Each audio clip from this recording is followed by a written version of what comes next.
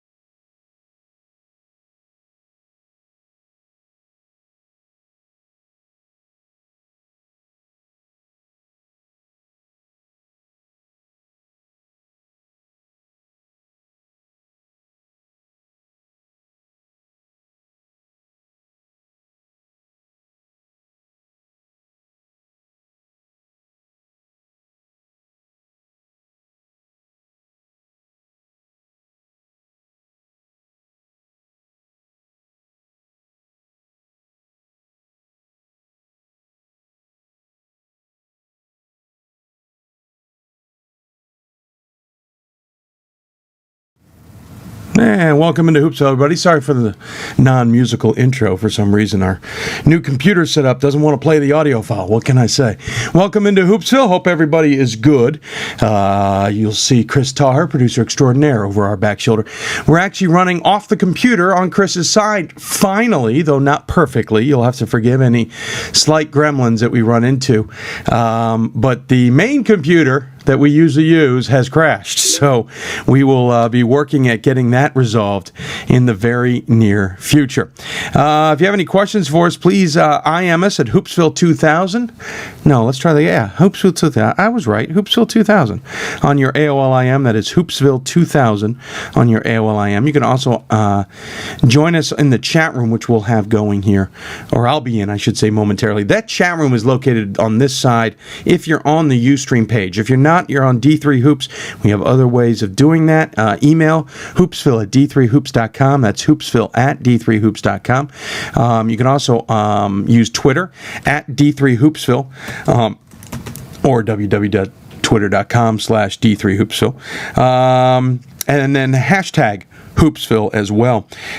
You can also go on Facebook at facebook.com/Hoopsville. So those are all of the options for you, and we hope you'll take advantage of them, to say the least. Chris is here, and that also means we'll have our School of the Week. Let's run down our guests tonight.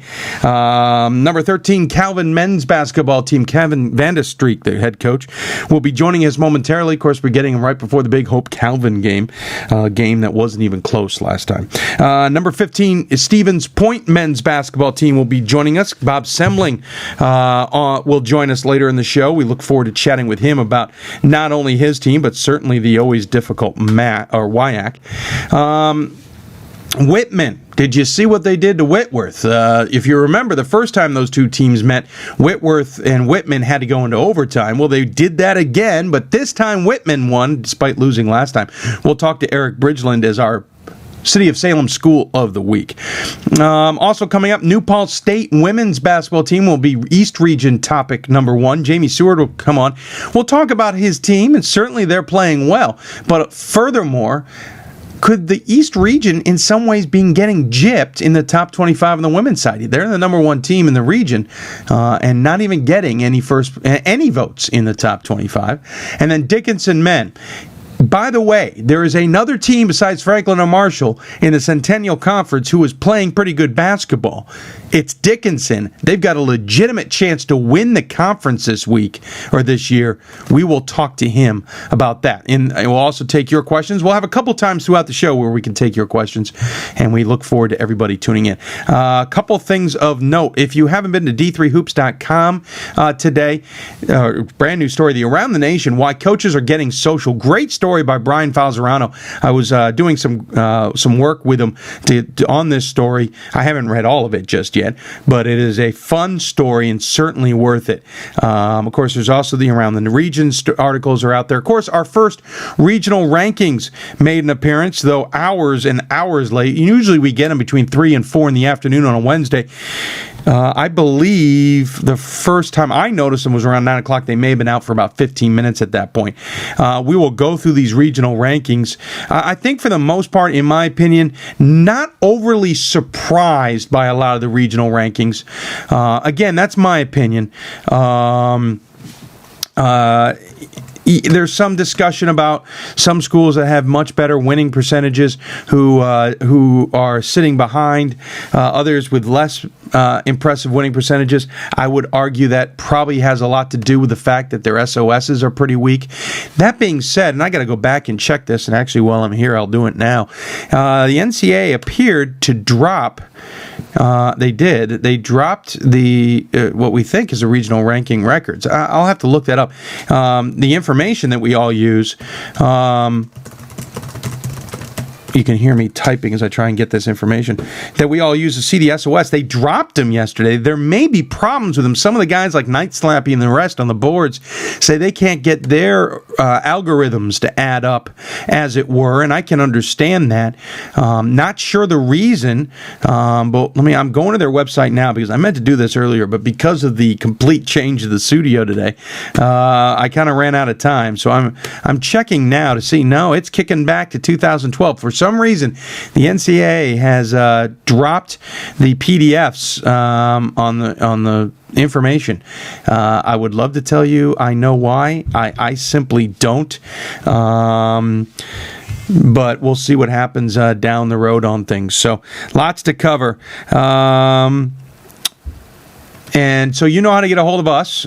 We will also be checking to see if we can communicate with you. We have had some top 25 upsets. Christopher Newport, lost their second straight to Virginia Wesleyan at home. That's their second straight home loss. Kind of surprising. We've also had a couple other losses that have jumped out. We'll look at those. A reminder that I put my ballot out there. It was a little tardy. I apologize. Celebrating the Ravens victory. You'll notice Chris is wearing his sweatshirt. You'll notice I was wearing my jersey with my Ravens Super Bowl champion T-shirt. And Chris, you don't know this, but last week we actually had... on Monday night, we actually had a purple Hoopsville logo. Yeah, oh, really? Yes. Ratings through the roof, I'm sure. Ratings were through the floor. But they were, not bad. But basically, I was a little distracted celebrating the Ravens. We went to the Super Bowl thing, et cetera, on Tuesday. So my top 25 was a little late coming out. But I did put it out there. It's for you to enjoy and like if you wish. You don't have to. I'm certainly not forcing you to. But anyway, c'est la vie, as they say. Hope you're enjoying the show. And we're going to take a break here momentarily. Again, ways to communicate with us. We'll start with Twitter, at D3Hoopsville or hashtag Hoopsville. You can also join us just going to twitter.com/D3Hoopsville. Also, we have facebook.com/Hoopsville. We also have email, which is hoopsville@D3Hoops.com. We have AOL-IM. Yes, we use AIM. Hoopsville2000 is the address for that. And we also have a chat room if you happen to be directly on our Ustream page. I am there now, and I don't believe I see anybody, and I do not. Oh, no, Night Slappy's in there. Good to see Night Slappy, as always. Whoops, I just closed out of it by accident. That's just dumb. Or did I not? No, I did not. Never mind. I will get back. See, this is what happens when you lose the main computer and now you're using laptops as your backup. It doesn't necessarily mean you're doing it all that well. Anyway, we're going to take a break. When we come back, Calvin will be on the Hoopsville hotline. We'll talk to them about pretty much... the rivalry and how their season's going. They're undefeated in the MIAA, and that's something certainly worth talking about. We'll be back with more Hoopsville right after this, presented by D3Hoops.com. The time has now come when all of their hard work and dedication is put to the ultimate test. They will put it all on the line to become NCAA champions, and you can experience it live. Be there at the 2013 NCAA Division III Men's Basketball Quarterfinal and Semifinal Games, March 22nd and 23rd in Salem, Virginia, hosted by Old Dominion Athletic Conference and the City of Salem. Get your NCAA championship tickets today at ncaa.com/tickets and make a date with champions. Division III allows you to be able to give yourself to other things. Not even just participate in them, but really get involved with them if you want to. There's a lot of interaction. It's not just sitting back, taking notes. You're actually doing hands-on things and better preparing yourself for your major. Choosing a Division III school, I've had the opportunity to develop my leadership skills and to be more involved on campus. Division III in athletics, affords students the opportunity not only to participate in intercollegiate athletics at a competitive level, but also gives them the opportunity to, engage in the other interests in their campus and in their lives outside of that sport and outside of the academics on the campus. And to have opportunity to have time to join clubs and being able to play basketball, it allows you to just be able to do everything you want to do. I wouldn't change it for the world.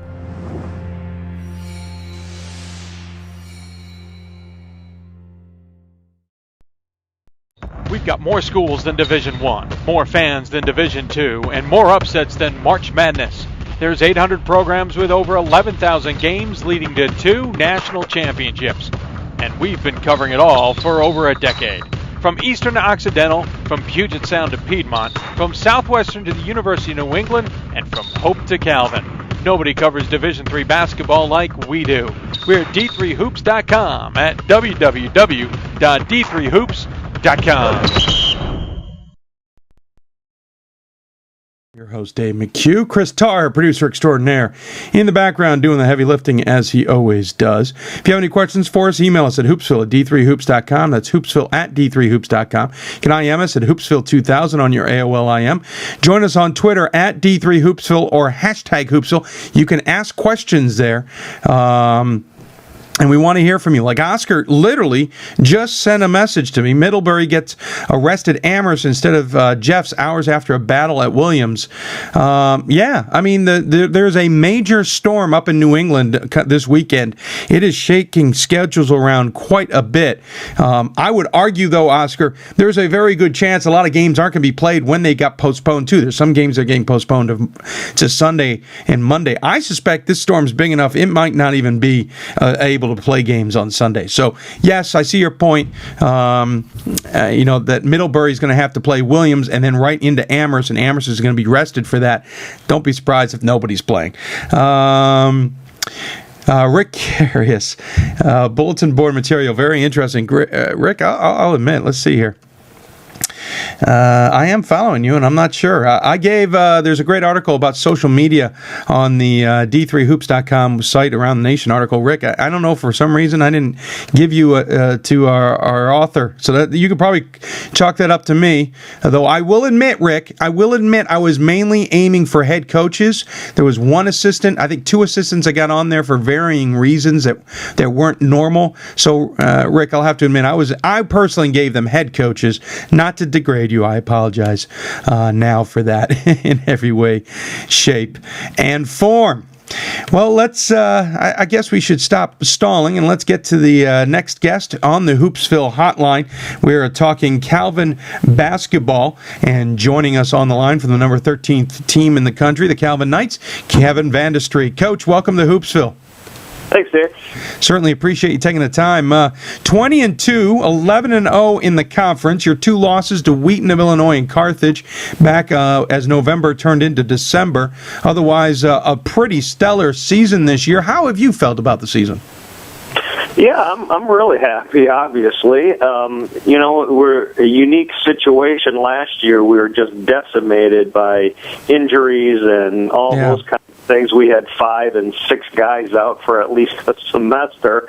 So we started this year, we had actually 9 returning starters because all those guys that were out came back. So we knew we were going to have an experienced team, but that doesn't necessarily guarantee anything. I think the guys worked hard at chemistry and work on shot selection as a group and all those kind of things, and have been really focused. Done a nice job. Yeah, you certainly have plenty of experience on this squad. You go through it, and there's a number of seniors and a number of juniors, as you've mentioned.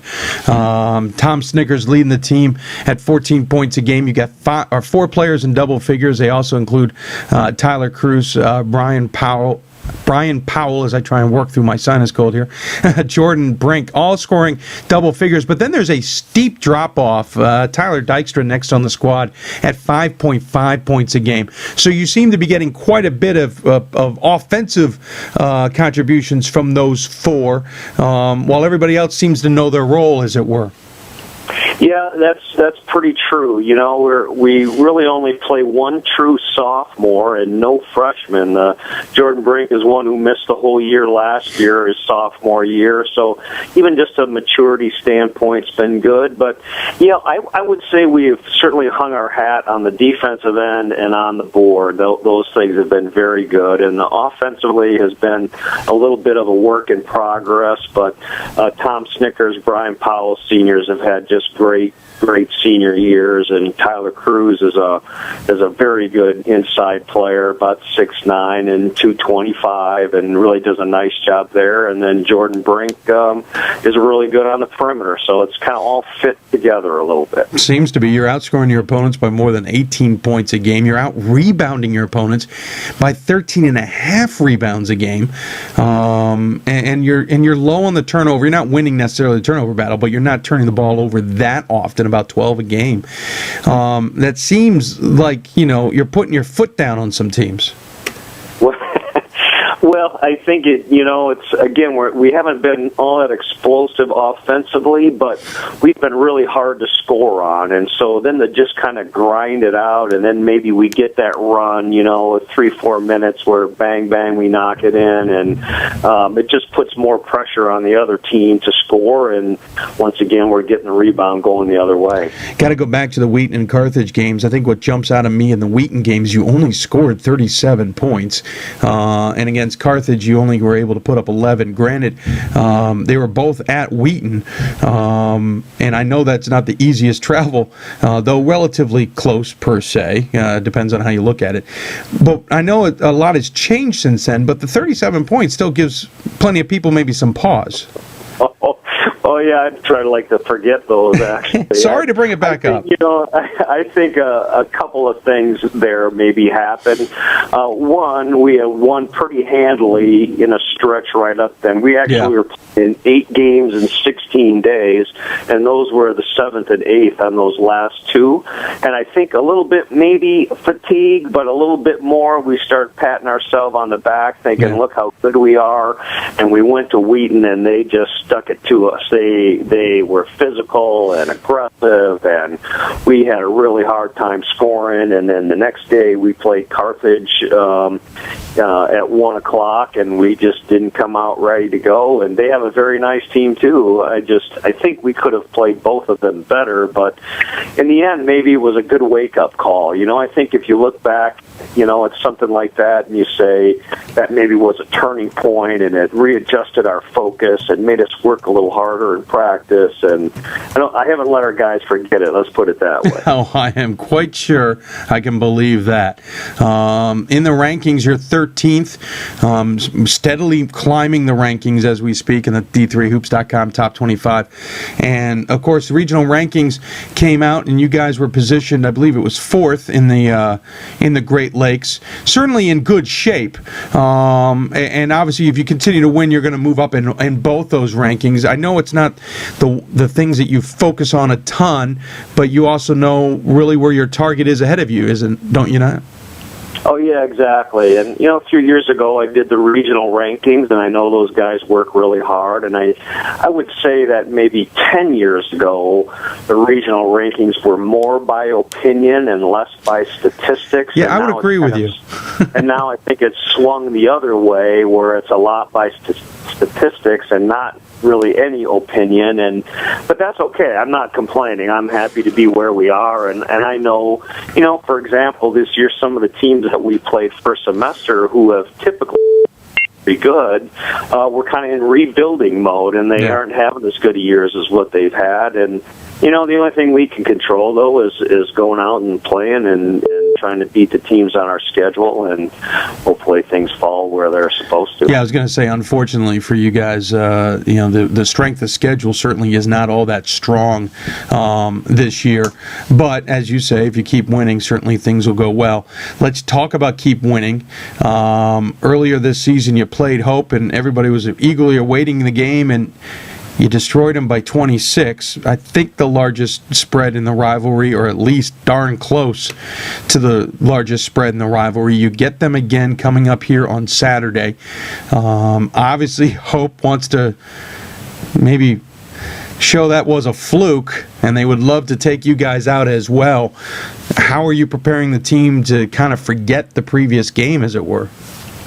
Yeah, I think we're trying to just focus on getting better, and we know that, Hope might be talking about that it's a fluke, but we're talking about it's a fluke too. Stuff just doesn't happen. I mean, we aren't that much better than they, and they've had teams that are certainly much better than we, and it's been close down to the end, and they were having some, issues with determining who was playing and who was starting, and they had a couple of freshmen that started against us, and now I think they're kind of gelled a little bit, and they're Nate Snuggerud and Nate Van Arendonk are back manning the 4 and 5 spots, and they're both very talented, very physical, so it's going to be a different team.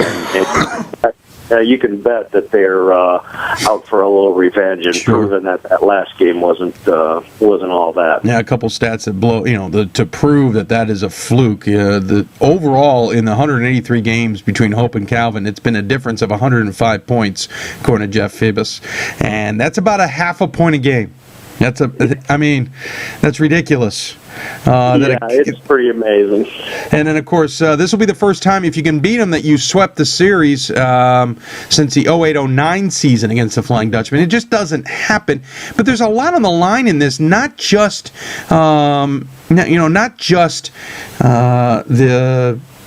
the game, and being a rivalry, but if you win, you clinch #1 in the MIA. You'd love to have home court the rest of the way, I'm sure, and you can put Hope in a position that maybe puts them at a detriment in the tournament. Yeah, absolutely.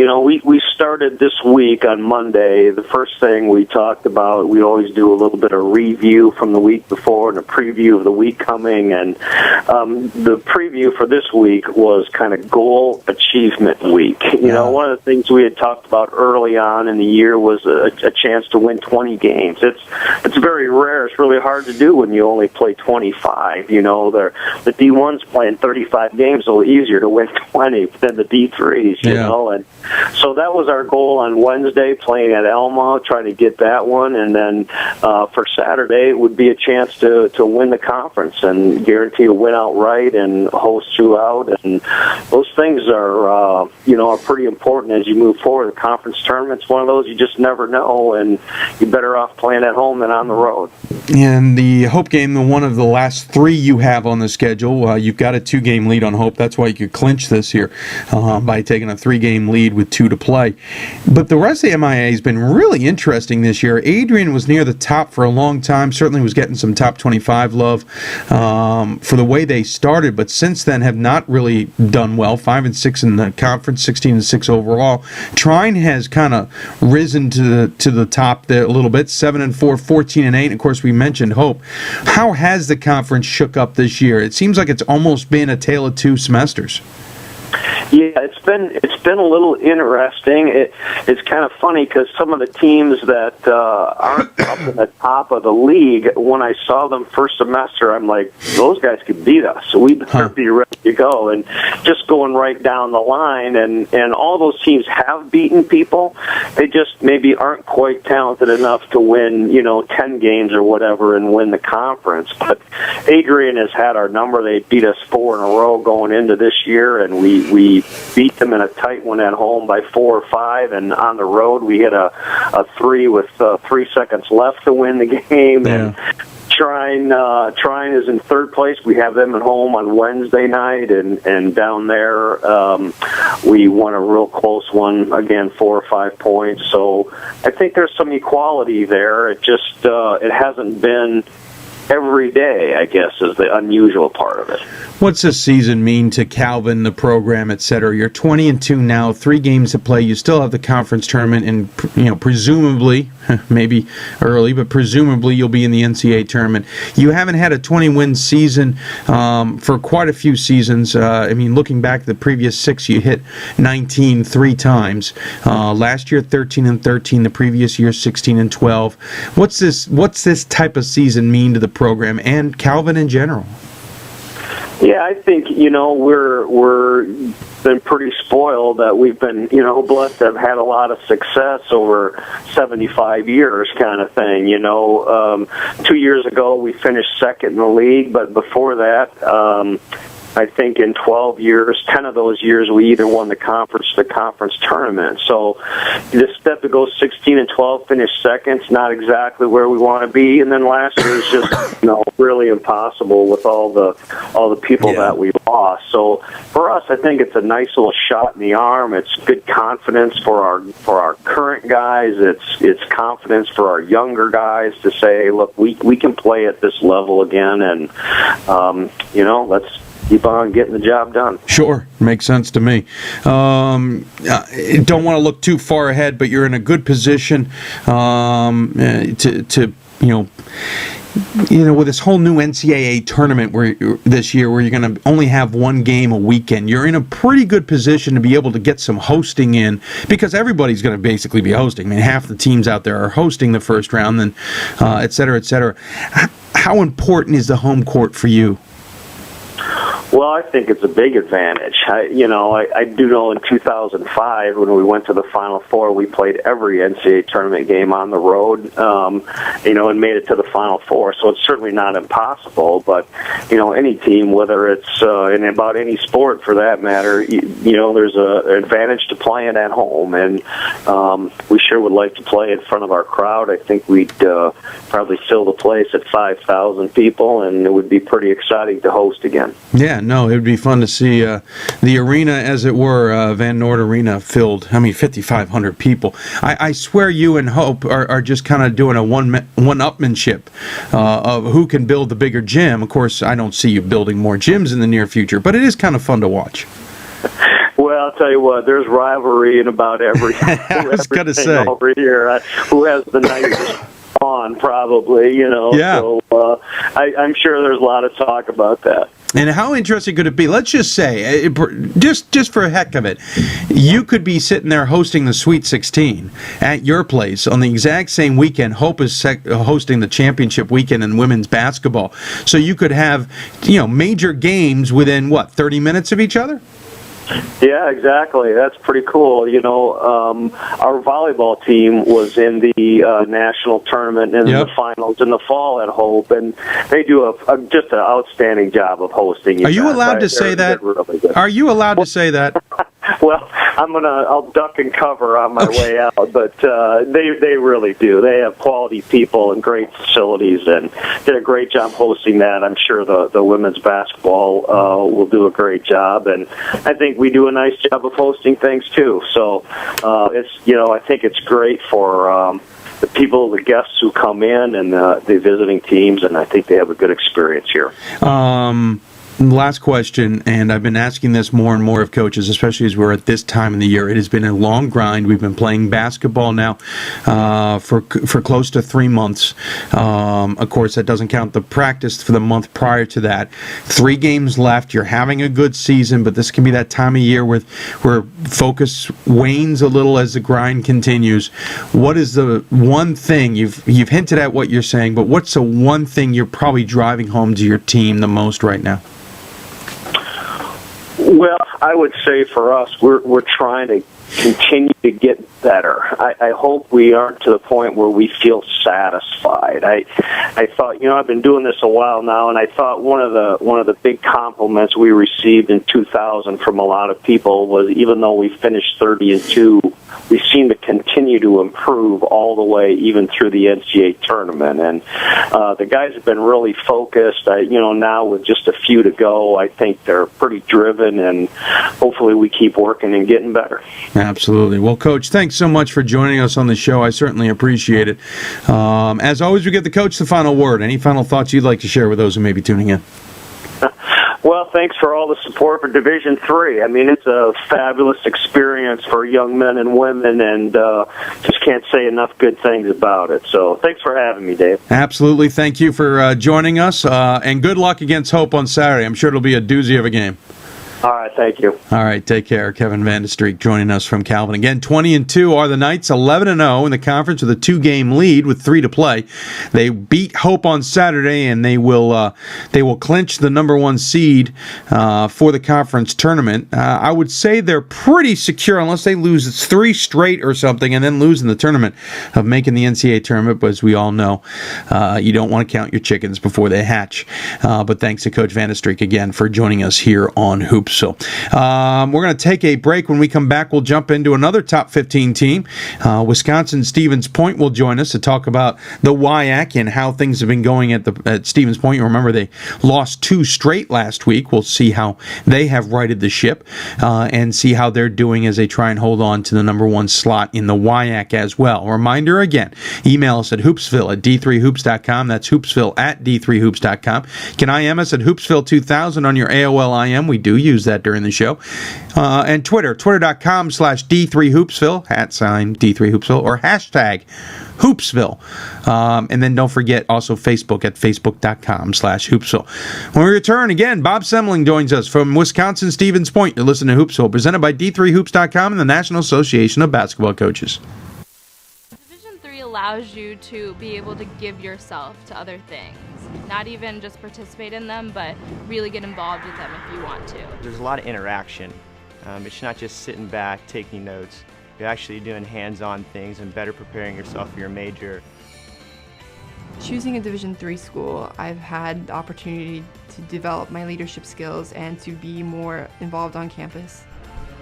Division III in athletics, affords students the opportunity not only to participate in intercollegiate athletics at a competitive level, but also gives them the opportunity to, engage in the other interests in their campus and in their lives outside of that sport and outside of the academics on the campus.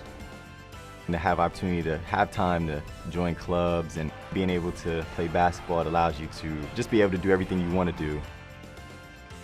I wouldn't change it for the world.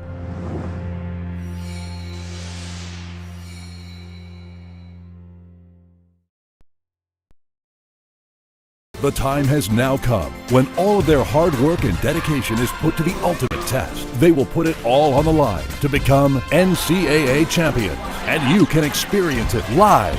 Be there at the 2013 NCAA Division III men's basketball quarterfinal and semifinal games, March 22nd and 23rd in Salem, Virginia, hosted by Old Dominion Athletic Conference and the City of Salem. Get your NCAA championship tickets today at ncaa.com/tickets and make a date with champions. And welcome back to Hoopsville, everybody. Hope you're having a good evening on a Thursday evening. A quick reminder, we're back to our normal Sunday and Thursday shows. Yeah, not through Thursday.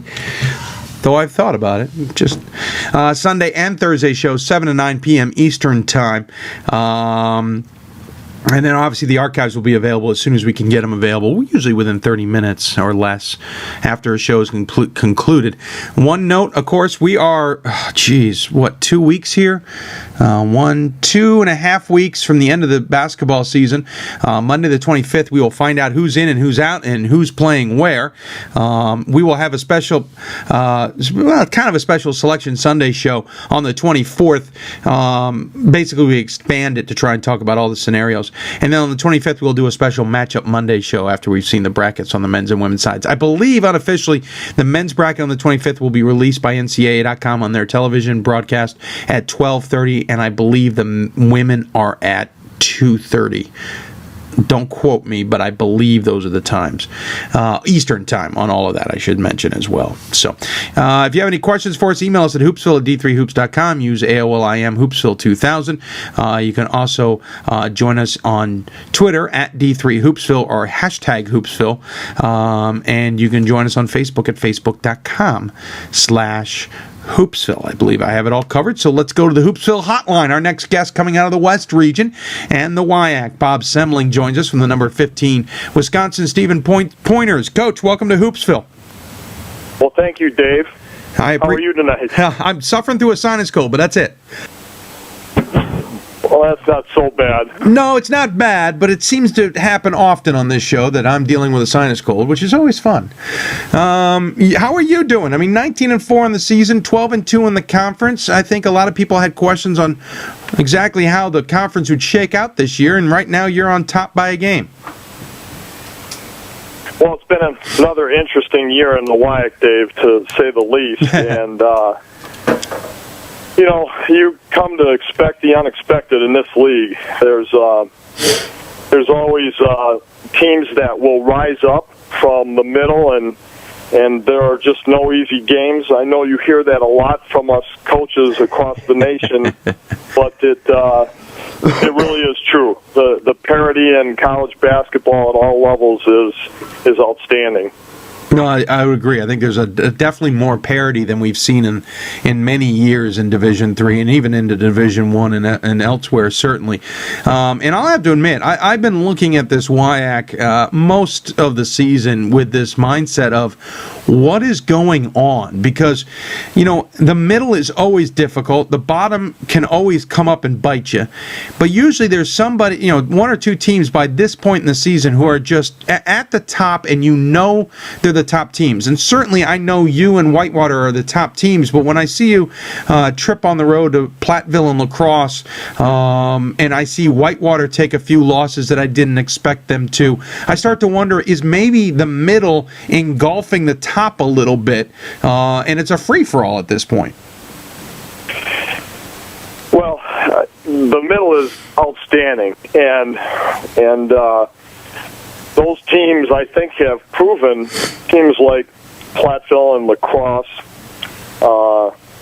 I think Stout has even climbed into the top three this year. Last year was River Falls, and in fact, for 2 years in a row, River Falls battled with us in Whitewater. So, you know, credit to Ed Andrist and Stout. They're that team that has risen into that top third, but the middle is outstanding. And Platteville and La Crosse have really proven that they can play with the best teams in our league, and certainly even in the nation. I believe La Crosse battled pretty well with North Central. Yep. Out in Las Vegas. So it's you know, last night, Dave, just an example. We played Oshkosh. They're not going to make the tournament. They're going to finish possibly 9th out of 9 teams in our league, and we had to battle into the closing minutes of that game to win at home. And that's just that's what this league's about, and that's why the teams that can make it through our league and get into the tournament are well prepared for postseason. You know, I mean, I saw La Crosse in Vegas, and I remember coming away from it thinking they're a good team, but I can't imagine they're going to come out of that conference with anything less than 5 losses, which then made me think, okay, so who's not going to come away with 5 losses this year? And you bring up, you know, that the bottom, and we mentioned, can nip at the top sometimes and take out those teams. You have to be careful at this time of year more than any, I'm sure, of not taking a bad loss per se or getting mispositioned in the tournament.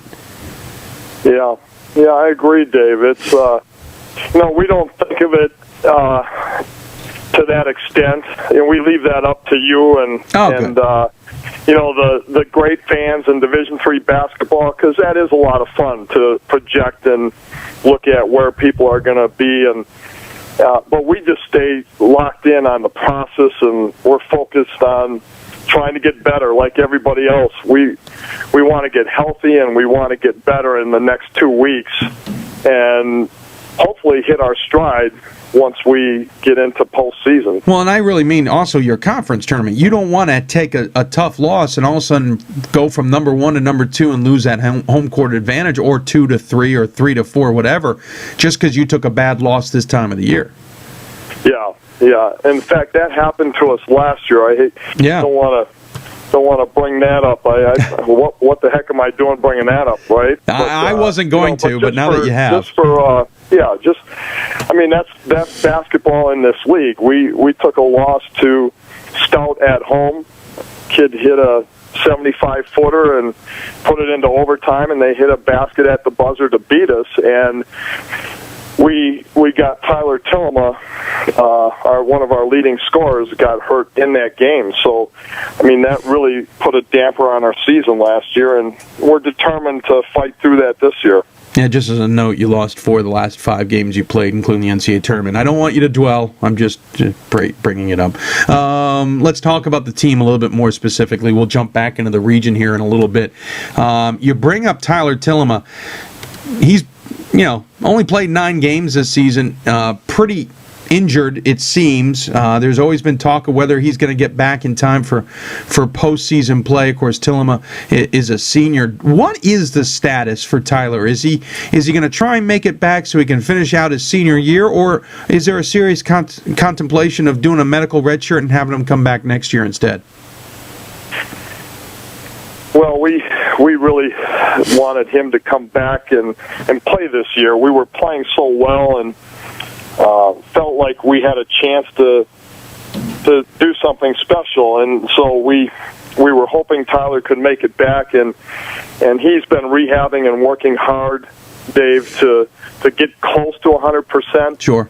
But if he's not, then he will opt for a medical hardship. Sure. And it's just interesting this year, David. Just a unique year with the NCAA tournament.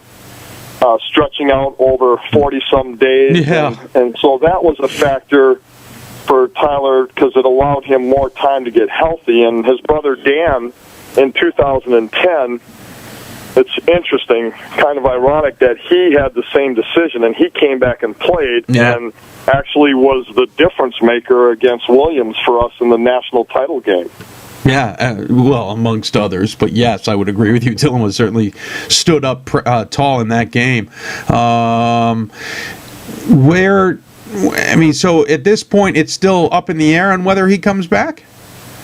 Right. We were trying to get to the last week. We've taken it day by day and week by week, and he has been out with the trainers, bouncing around on it and cutting, and we were at that point where we wanted to put him through some individual workouts and just see if he can go on it. But that's where we're at, Dave. Honestly, we're gonna probably make a decision here in the next week. We have our final week of the season next week, and then it's the WIAC tournament. And if he doesn't play next week and have time to try to get ready for the WIAC tournament, then we probably will. Again, this is Tyler's decision, and we'll support it 100%. But I believe he feels that he would prefer to just wait and get a medical hardship and then come back strong next year. Of course, Tyler Tillema had 18 points a game on average in those 9 games that he played. Then you have Trevor Haas, Joe Ritchie, Clayton Huer, and Jackson Devon, who are pretty much the juggernauts now. The first 3 averaging 11 points to 11.5 points a game. Jackson averaging 9.5 points a game. I should say Devon Jackson. I'm sorry, I had that backwards. And then we should mention Austin Riff, by the way, 7.8 points a game. So you lose a ton of points from Tillema, but you also seem to be rather evenly distributed in your offensive success. Yeah, that's usually been a staple of our program, to have 5 guys that can score on the floor but are unselfish and average anywhere from that 8 to 10, maybe up to 12 to 14, and that's, if you look over the years, Dave, that really is, that probably defines us, and that's our identity on offense. We've got guys that certainly are capable of rising up and scoring, big numbers. 18 to 20 for us is a lot, but for the most part, our guys are really unselfish and try to make plays for each other, and they average in that 8 to 14 range. Outscoring your opponents by 10 points a game this season, a rebound and a half, not really dominating on the boards necessarily, though you're only turning the ball over about 10 times, an advantage of 2.5 over your opponent. What's been the secret to this team this year? Offensively, defensively, what has been the true secret to the squad? Well, we have found different ways to win, Dave. Honestly, we've had so many different guys rise up and have big games at defining moments of our season, and then we've had guys, within the game itself, rise up and lead us and really have the game that make the plays on both the defense and offensive end to put us over the top, and certainly down the stretch when it's winning time.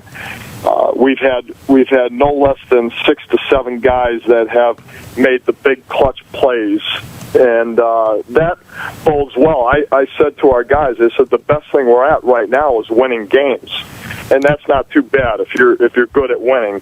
And we have, like a lot of teams, we practice and we compete very hard and try to teach our guys how to play to win, and to be competitive, and that's awfully important. But we have some flaws like everybody else, and we're trying to shore some things up, and so much of it is being healthy, and as you know, Dave, you create that good feeling, and you hit the postseason with a little bounce in your step and a little swagger, and that's what we're certainly hoping for here at Stevens Point. And not to put any pressure on you, but I can't remember the last time Stevens Point didn't have a 20-win season. You're 1 win away with 2 games to play. I'm just saying. Dave, come on now. I let it go when you said we lost 4 out of 5 at the end last year. I'm just saying, you're on the doorstep. Technically 3 games to play. Well, and then I got to bring this up. I mean, you have a week off. You played Oshkosh last night, Wednesday, beat them by 10. You then have a week off before you take on Stout on the road and finish up with Eau Claire next weekend at home. I can imagine you wouldn't mind a week off on occasion. My double question here is this the point in the season you'd want to have a week off? Do you feel like you're going to get out of sorts when you really need to get more in a groove? And is having a week off when you have the weekend involved add any more trickeration to this whole thing?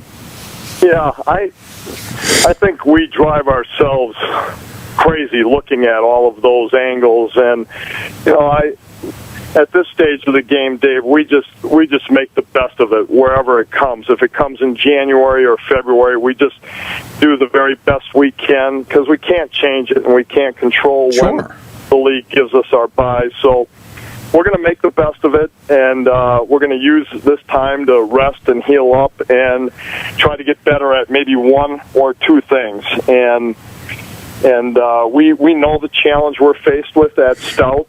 They're having an outstanding season.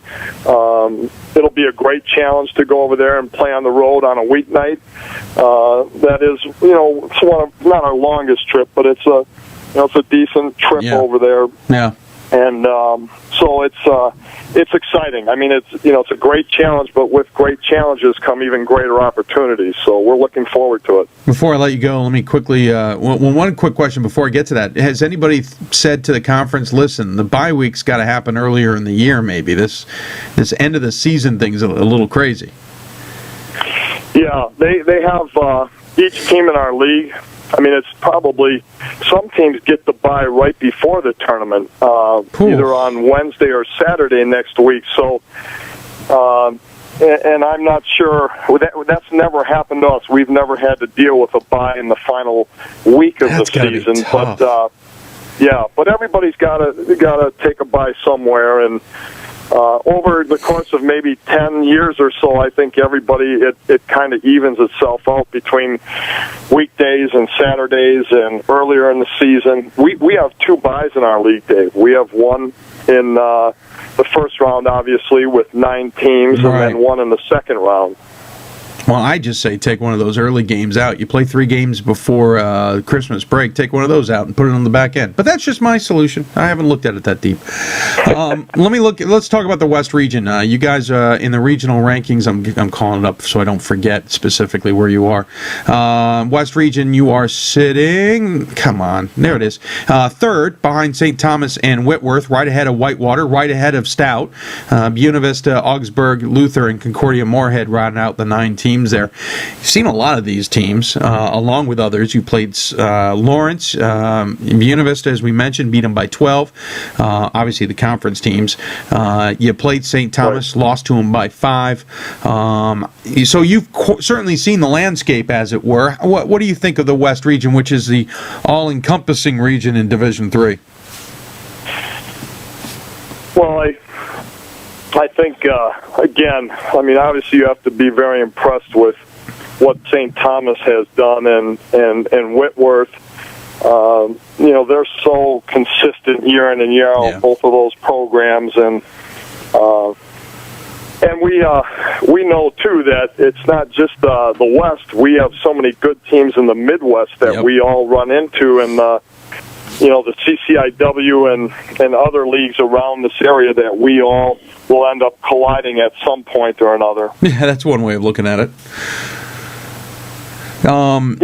And with the NCAA tournament too this year, hosting individual games the first 3 weekends, a lot of hosting opportunities. It certainly opens up the possibilities of playing a lot of games at home and lessens the chances of some crazy travel opportunities before you go to Salem, obviously. So you may be in a pretty good boat here, and so could Whitworth, so could St. Thomas, and others. Yeah, it's going to be real interesting, Dave. Really a unique year for Division III, and I think we're all so focused in on our season right now that as we finish and head into our conference tournaments, very quickly we're going to have to turn our attention to, how are we going to handle playing 1 game a week? Yeah. And how much do you rest your guys, and how much time do you spend preparing, and how many days? When you're usually preparing for 3 teams in a pot, it's just so different when you have 1 team in 1 single game. So, and then certainly the time in between Salem and Atlanta for those 2 fortunate teams, that will be very interesting. It'll be kind of like a Super Bowl where you have 2 weeks off to prepare and a lot of time to talk to a lot of media. Well, You're going to be able to do a lot of interviews during that time. Yeah, I'm thinking about interviewing each and every player. I'm going to have plenty of time to do it. We're just going to have to suck it up and dedicate some shows just every single player on the team, even the guys who don't even see the floor. We're gonna and maybe the athletic trainers along with them. We'll get their point of view on things as we go along. Hey, Coach, I appreciate you joining us here on Hoopsville again. 19-4 on the season, 12-2 in the conference. Got a 1-game lead on Whitewater.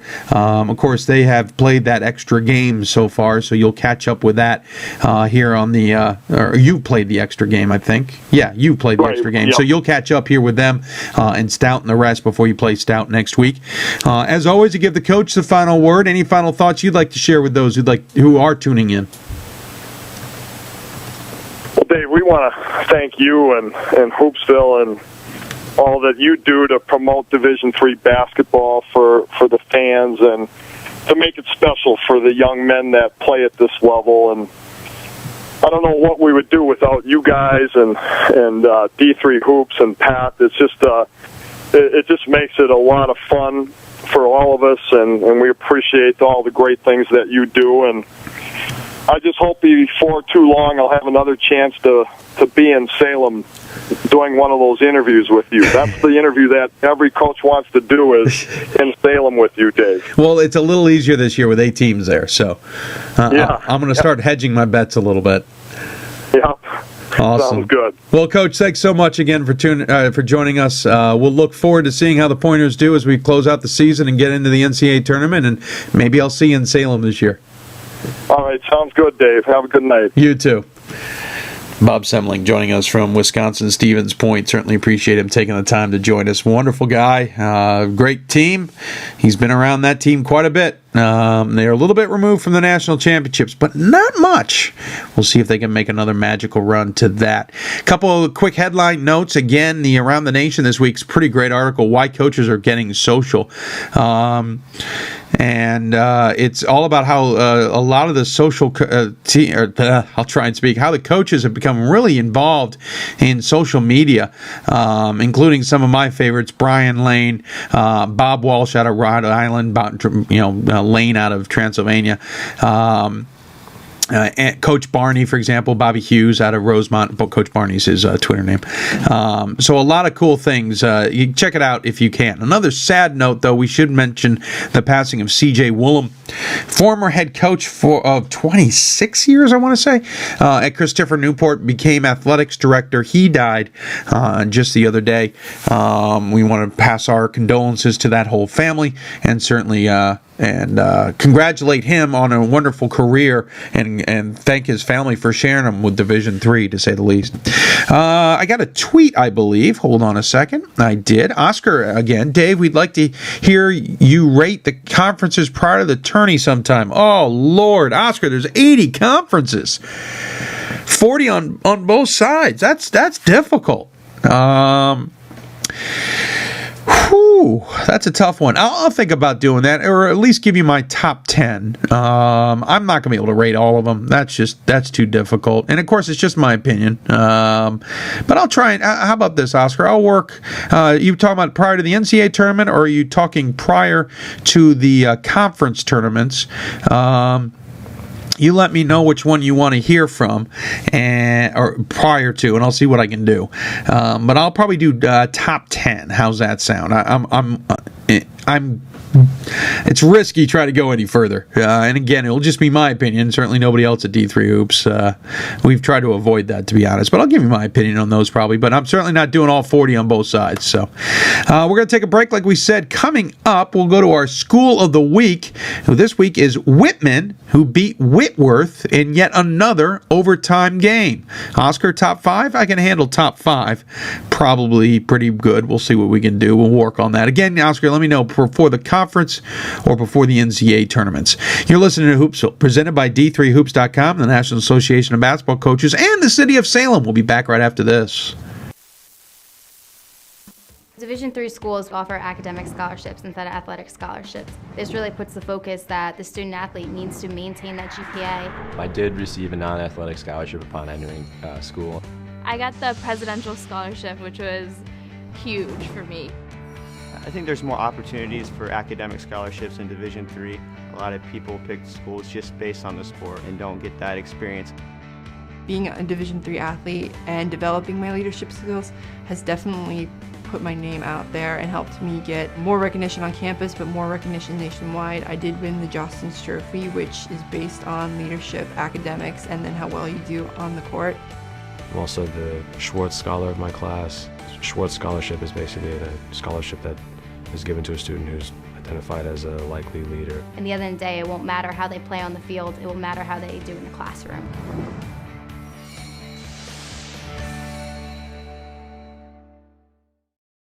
We've got more schools than Division I, more fans than Division II, and more upsets than March Madness. There's 800 programs with over 11,000 games leading to 2 national championships. And we've been covering it all for over a decade. From Eastern to Occidental, from Puget Sound to Piedmont, from Southwestern to the University of New England, and from Hope to Calvin. Nobody covers Division III basketball like we do. We're at D3Hoops.com at www.D3Hoops.com. The time has now come when all of their hard work and dedication is put to the ultimate test. They will put it all on the line to become NCAA champions, and you can experience it live. Be there at the 2013 NCAA Division III men's basketball quarterfinal and semifinal games, March 22nd and 23rd in Salem, Virginia, hosted by Old Dominion Athletic Conference and the City of Salem. Get your NCAA championship tickets today at ncaa.com/tickets and make a date with champions. Well, excuse me, I was coughing at the absolutely worst time possible. Welcome back to Hoopsville. I'm your host, Dave McHugh, broadcasting out of the Hoopsville studios, as always in the greater Baltimore area. We should mention again to those in New England, I am jealous. Blizzard coming to town. Coming to the region, coming to the entire area from about mid-New Jersey all the way up through Maine. Plenty of cancellations, postponements, etc. in the basketball world and the rest of the Division III world. So if you're planning to go to any games or thinking about planning, A, if you're going to be in the roads during the blizzard, get off the roads. But B, check the schools. There are already cancellations and postponements ahead of the storm, which starts tomorrow afternoon. So please, as they say, don't be an idiot, and make sure you check out where you need to be, etc. And if games have been postponed, we don't want you guys running into any problems. That again, I am jealous, to say the least. If you want to communicate with us, email us at hoopsville at d3hoops.com. That's hoopsville at d3hoops.com. You can IM us at hoopsville2000 on your AOL IM. Join us in the chat room. There's a couple people in there talking about trying to do a Hoopsville daily show. Yeah, that's a crazy idea. That is a nice idea, but crazy. Of course, twitter.com/D3Hoopsville or hashtag Hoopsville. And of course, there's also Facebook.com/D3Hoopsville. A couple people I want to mention who are tuning in tonight. We certainly appreciate it. Believe it or not, Wisconsin Stout, I believe, men's basketball. No, that's Superior. I'm sorry. Wisconsin Superior's listening to the show and thought the interview with Coach Semling was nice. I appreciate you guys tuning in. I'm now following you. I did not realize you guys had a Twitter account. Oscar, who's been going back and forth, you wanted my top 5 conferences this year right now. But I will try and get it to you, Oscar. How about this? If you tune into next Thursday's show, or Thursday or Sunday, Thursday or Sunday show, Oscar, I will try and have my top 5 on both men and women. That way it's right before the conference tournaments for the most part. NESCAC will have started next week, so we'll try and do Thursday. But if we run out of time, we'll do it Sunday. So I will do my best to accommodate that, as it were. Let's see. Thank you, Oscar. I was trying to bring something else up, but I don't remember what it is, so we'll just skip that and move on with the show here. Joining us on the Hoopsville hotline, it's now time for our City of Salem School of the Week, and joining us from Whitman and the missionaries there in Walla Walla, Washington, which is a reason we should give you School of the Week anyway. Eric Bridgeland joins us on the show. Coach, welcome to Hoopsville. I believe this is the first time. I am so fired up, Dave, you have no idea. Are you as fired up as the picture of you on your profile? I don't know what one they gave you, but I can guarantee I'm like double that right now. Hold on. Oh, yeah, I gave him the smiley face. By the way, Chris, we got the background logo. We're missing the logo, buddy. I got you. Sorry. Chris is producing the entire show tonight, which is wonderful, mainly because the computer failed, which honestly got me to finally get things set up so Chris could run things that we've done all the time. But anyway, I look over my shoulder. He does have the one with you beaming from ear to ear, which I'm telling you is probably the best profile picture I've seen on a coach's page. Oh, you're just sweet talking me now. I got to do what I got to do. Let's see here. Looking at the season, 15-7 overall, 9-4 in the conference. But man, you seem to have Whitworth's number, because if I'm not mistaken, you have played them twice now. Both games went into overtime. You lose the one at Whitworth 112-100 back in, about a month ago, literally. And then you beat Thanks for bringing that up. Well, no, because I was segueing nicely into the fact that you beat them at home, 93-90, also in overtime, just last night. Or Tuesday night, I should say. I think that's pretty good so far.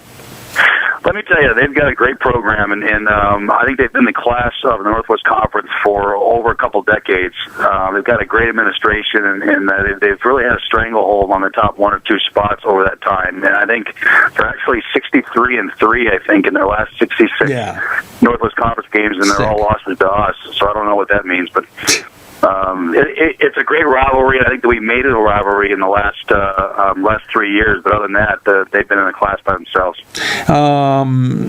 Interestingly enough, they're certainly playing some darn good basketball. We talked to them earlier this season. You're at 15-7 and 9-4, and I had some confidants who basically told me that you guys were probably going to have a bit of a breakout season. It seems like you guys have stubbed your toes a few times. Can't fault you for the loss to St. Thomas. You then get on a roll, and then Hamlin comes in and unfortunately gets you, and then Lewis and Clark get you. Whitworth and George Fox, it's 4 out of 5. You get on a 2-game winning streak, then you lose to Pacific Lutheran, and now you're on a 4-game winning streak. It just seems like you really haven't been able to stay in stride. You're exactly right. We've been real inconsistent, and I think about 3 weeks ago we changed our practice structure, and it's really paid dividends. Each team's different, and with us, it like seems like there's like a game every, like you said, every 4 or 5 games where we just don't come to play, and we think we have a thumb on it, and we seem to be peaking here at the right time. So when we lost 4 out of 5 early, we had 4 games in 9 days, all on the road, and that included 4 trips of over 4 or 5 hours, and we were dog tired by the end of it. And I think we've really learned a lot from that stretch, and we're applying it now. Sure. I can imagine it's always a learning experience, but to be able to pick up that kind of thing this point in the season has got to be beneficial. So how is the team feeling, and how are things going? I think we're doing great. I'm real excited for our guys. We had some big wins on the weekend. We beat Pacific at home, and who's been good. And then Lewis and Clark, who's really had our number. I mean, and they got us down good. I think they were up 19, and we came back and won that. And when it seemed like everything wasn't going our way, and then we had one of our 2 best players out that didn't play against Whitworth, and then our 6'10" kid couldn't turn his head right because he had stiff neck from sleeping, so he decided to play. So to beat them without one of our best players and with not at 100%, I think we're really heading in the right direction. So I think we're really peaking at the right time. Of course, the win over Whitworth is certainly a shot in the arm, as it were. You're coming into the end of the season here, as everybody is. Sorry, I just dropped the screen that had your information on it. I didn't need it. You've got George Fox at home, and then you're on the road after a 4-game stretch here at home. You'll play Willamette and Linfield on the road. George Fox, 13-8 overall, 8-4 in the conference. Willamette, 7-14, 4-8, and Linfield, who I've seen this year, 3-18, 2-10 in the conference. So if you can get past George Fox and keep the momentum going, you probably have nice momentum into the tournament. That's what we're thinking, and when we were at Whitworth the first time, and that seems to be where the automatic qualifier game will be. I think they're going to lock up the number 1 seed. We had a free throw to beat them with 2.8 seconds left and missed it. So we feel like we can get in the same game with them again. That we have as good a chance as anyone to knock them off. But we got some work to do between now and then. You certainly don't want to overlook those 2 teams at the very end, because one bad loss there and it changes everything for the tournament. So what are you telling your team? You've changed things in practice. You're trying to figure that all out, but what's the message to the team? I tell you what, it's all about us, and it's been about us. We try to get a little bit better and a little bit closer as a team every single day. And coaches talk about that, but we've been applying that. And no matter if we win or lose, it's a process to us. So we're looking at what we did well and what we didn't do so well. And we just got out of film about 10 minutes ago, and for the first 2/3 of film, I think they thought we lost the game against Whitworth, and so we just are trying to get a little bit better, and it's more about us than it is anybody else. Let's talk about the team a little bit more in depth here. You look at a squad that really, you've got one senior, I think, or no, I'm sorry, you got 3 seniors on a squad. I couldn't look below my microphone. It's kind of in the way. We've got 4. One of them's out with a knee injury, but we have another 3 of them. Yeah, but you also have a lot of players behind them that are playing well. You look at the overall stats. You got 2 guys in double figures, 13 point. How in the world? I'm on the wrong. I'm sorry, Coach. We're gonna have to. Well, I can help you. We got. There you go. Go ahead. Because the link off your got, site gave me the wrong stats. We've got 2 juniors. Go ahead, sorry. No, go ahead. We have a 6'10" junior, Ben Eisenhardt, who's our leading scorer, and he averages around 16. And then another junior, Josh Duckworth, that's averaging 14, and then a sophomore that's averaging 15. So really, we would return our 3 top scorers, and then we have a bunch of excellent role players that are around them. But I think like the biggest story over the past 3 weeks has been our defense. We're holding teams to 40% from the field, and we're forcing 24 turnovers, and we have a +9 turnover differential. So I think we go 11, 12 deep, and that's in the strength of our team here the last month and a half. I finally found the stats, and when you finish it up there, thanks very much. I think what also startles me is you're scoring 91 points a game and holding teams to about 79 points a game. You're willing to kind of push the pace. Why not? I mean, have you been watching Division I basketball lately? Hey, come on, I'm a D3 guy here. Come on. I mean, there's games that are like 38, 36, with like a minute left in the game. And if we're not at 38, 36 by the 10-minute mark of the first half, something's wrong. Yeah, I can understand. So kids want to go up and down, so why not, I can understand, especially if the team's deep. But you're not playing any Grinnell system. You're just keeping the pace up. Exactly. And I'll tell you what, I used to coach at Puget Sound in the same conference, and I just remember getting out there and playing Stevens Point in back-to-back years when they won it, and just looking at the roster and the guys warming up and thinking they're better than us 1 through 8, and we have to have a certain style of play that's going to give us an advantage versus the Midwest powers that are out there. And so we thought, if we're not going up and down with 3 or 4 guards on the floor and 1 big, we don't have a hope in heck against those guys. So that's the idea. I got to ask, though, what was the decision to move from Puget Sound to, you were doing darn well there. You had 3 conference titles, a Sweet 16 appearance. What was the decision to move to Whitman? I went to Pepperdine University with Vance Wahlberg for 2 years as his recruiting coordinator. Yeah. And then Whitman opened up, and President Bridges, the new president here at Whitman, really, really helped put athletics back on the map here. Whitman didn't have a winning season in 20 years, and didn't place higher than 6th place in the conference before 5 years ago. So I just saw it as a great opportunity in a great academic realm that I love and believe in, and couldn't pass it up. Again, sources like, Gary Stewart at Stevenson, kind of told me that, there was a good feeling in Walla Walla about this team, and obviously you haven't hit your stride. Is this something you can build off, though, and maybe next year and the following year you can kind of do what you did at Puget Sound? You know what? I think we're on the verge of it right now. And it almost seemed like when I left Puget Sound that it was Puget Sound and Whitworth were the 2 powers in the league. And when I left, everyone got a little bit better, and Whitworth got a stranglehold on the conference. And to be honest, we're just trying to break through that and knock out a champion. And when you're doing that, it's not easy while you're building a program at the same time. So I think we're on the verge of it right now. And this is our first full recruiting class. So these seniors that are going to be graduating here in a couple months were part of our first true class, and so they're really anxious to do more than what the last couple teams have done here. And then we return a bunch. So we're in a great place, and it's an exciting place. We're still in the place. It's really like a third of the town and 2/3 of our students, and they're when we win a big game, they're rushing the floor and they're chanting Whitman College. It's a great time to be here. Something also down the future, and this will get shameless in a minute, and you'll realize why, that we get away from only regional teams can count. If you play 70% of your schedule, you can have any game that you play against a Division III opponent count, no matter where it is and what team it is. You have 4 teams on your schedule: UC Riverside, Pacifica, Bethesda, and Walla Walla, that are non-D3 opponents. Will that help maybe either entice schools to come and play you, or you go and travel and play other schools to fill out so you can get more games that quote-unquote count? Our proximity is so ridiculous. Yeah. We're 3 hours away from Spokane, and that's the closest place. And so if we don't play the SCIAC schools, we would have to go out west. And when I got here, we had a $38,000 budget, and travel alone is $60,000.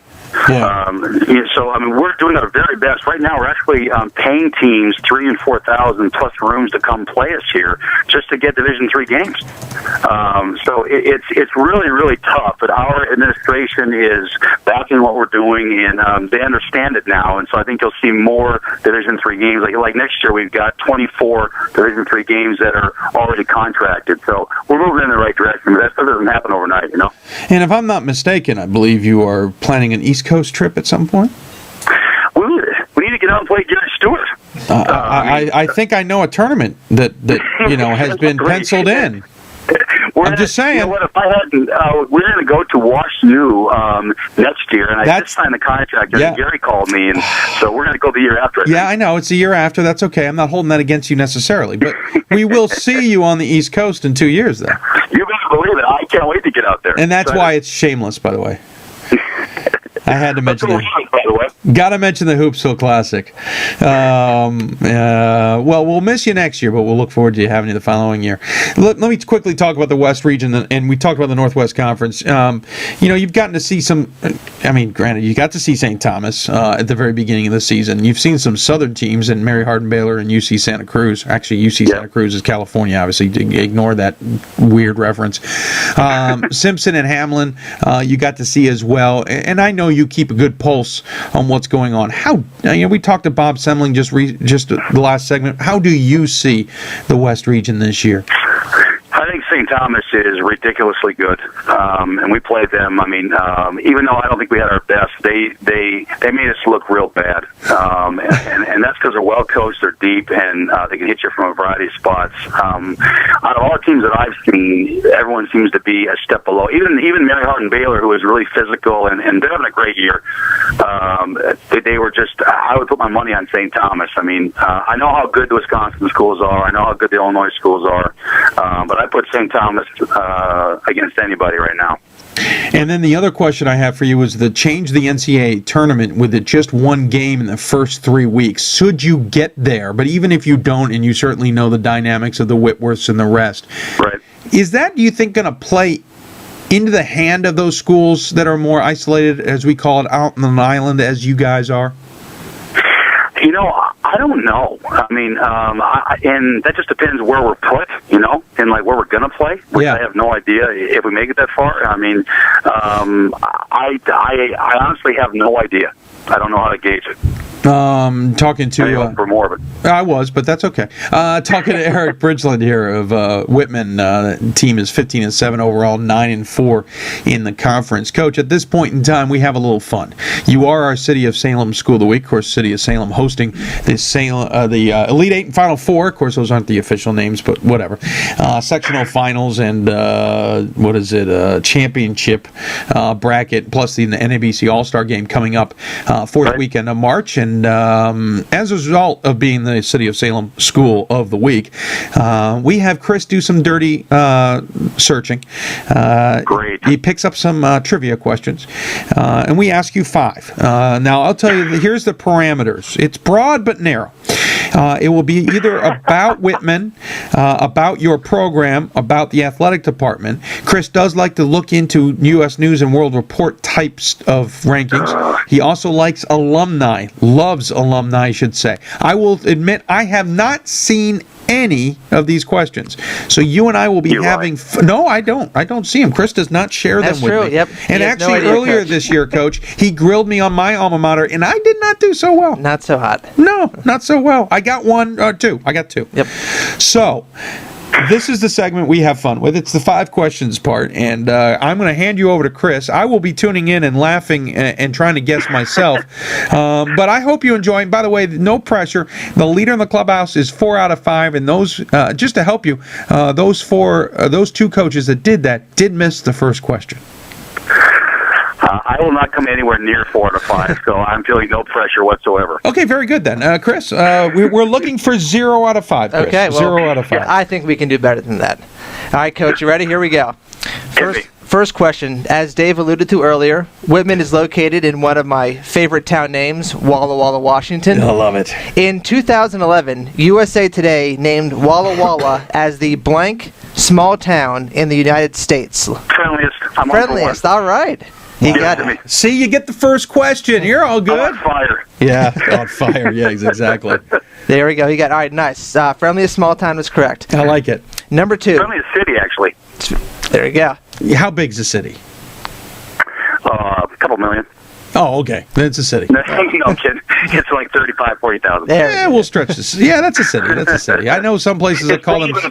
I know some people call themselves cities at 5,000. So. All right, Coach. Number 2. Here's the famous alumni question Dave mentioned. See? This Whitman grad currently does the voice of himself on TV's Family Guy. Adam West. There he goes. Woo! Wow. Here comes the guy saying, I'm going to stink. He's now 2 for 2. Coach, is this what you do to your team? Lower the expectations so low that surprise everybody? The Blue and Maize, and they're 2 for 2 is Coach Bridgeland. All right. Okay, I got 2 of these. I'm ready. All right, I got 2 of these last 3 from Wikipedia. So what the? Oh boy! Consider the source. That's where it goes south. Here's one of them. This is downhill now. All right. So, despite its club sports status, this Whitman team has 4 of the last 6 D2 national championships, including the last 2 years. I would say cycling. Cycling is correct. Are you kidding me? Are you kidding me? Holy! 3 for 3. Oh, now you're cocky. He is excited now. You do know there is no prize for 5 out of 5. I have no prize for you unless you show up in Salem. I might buy a beer. All right.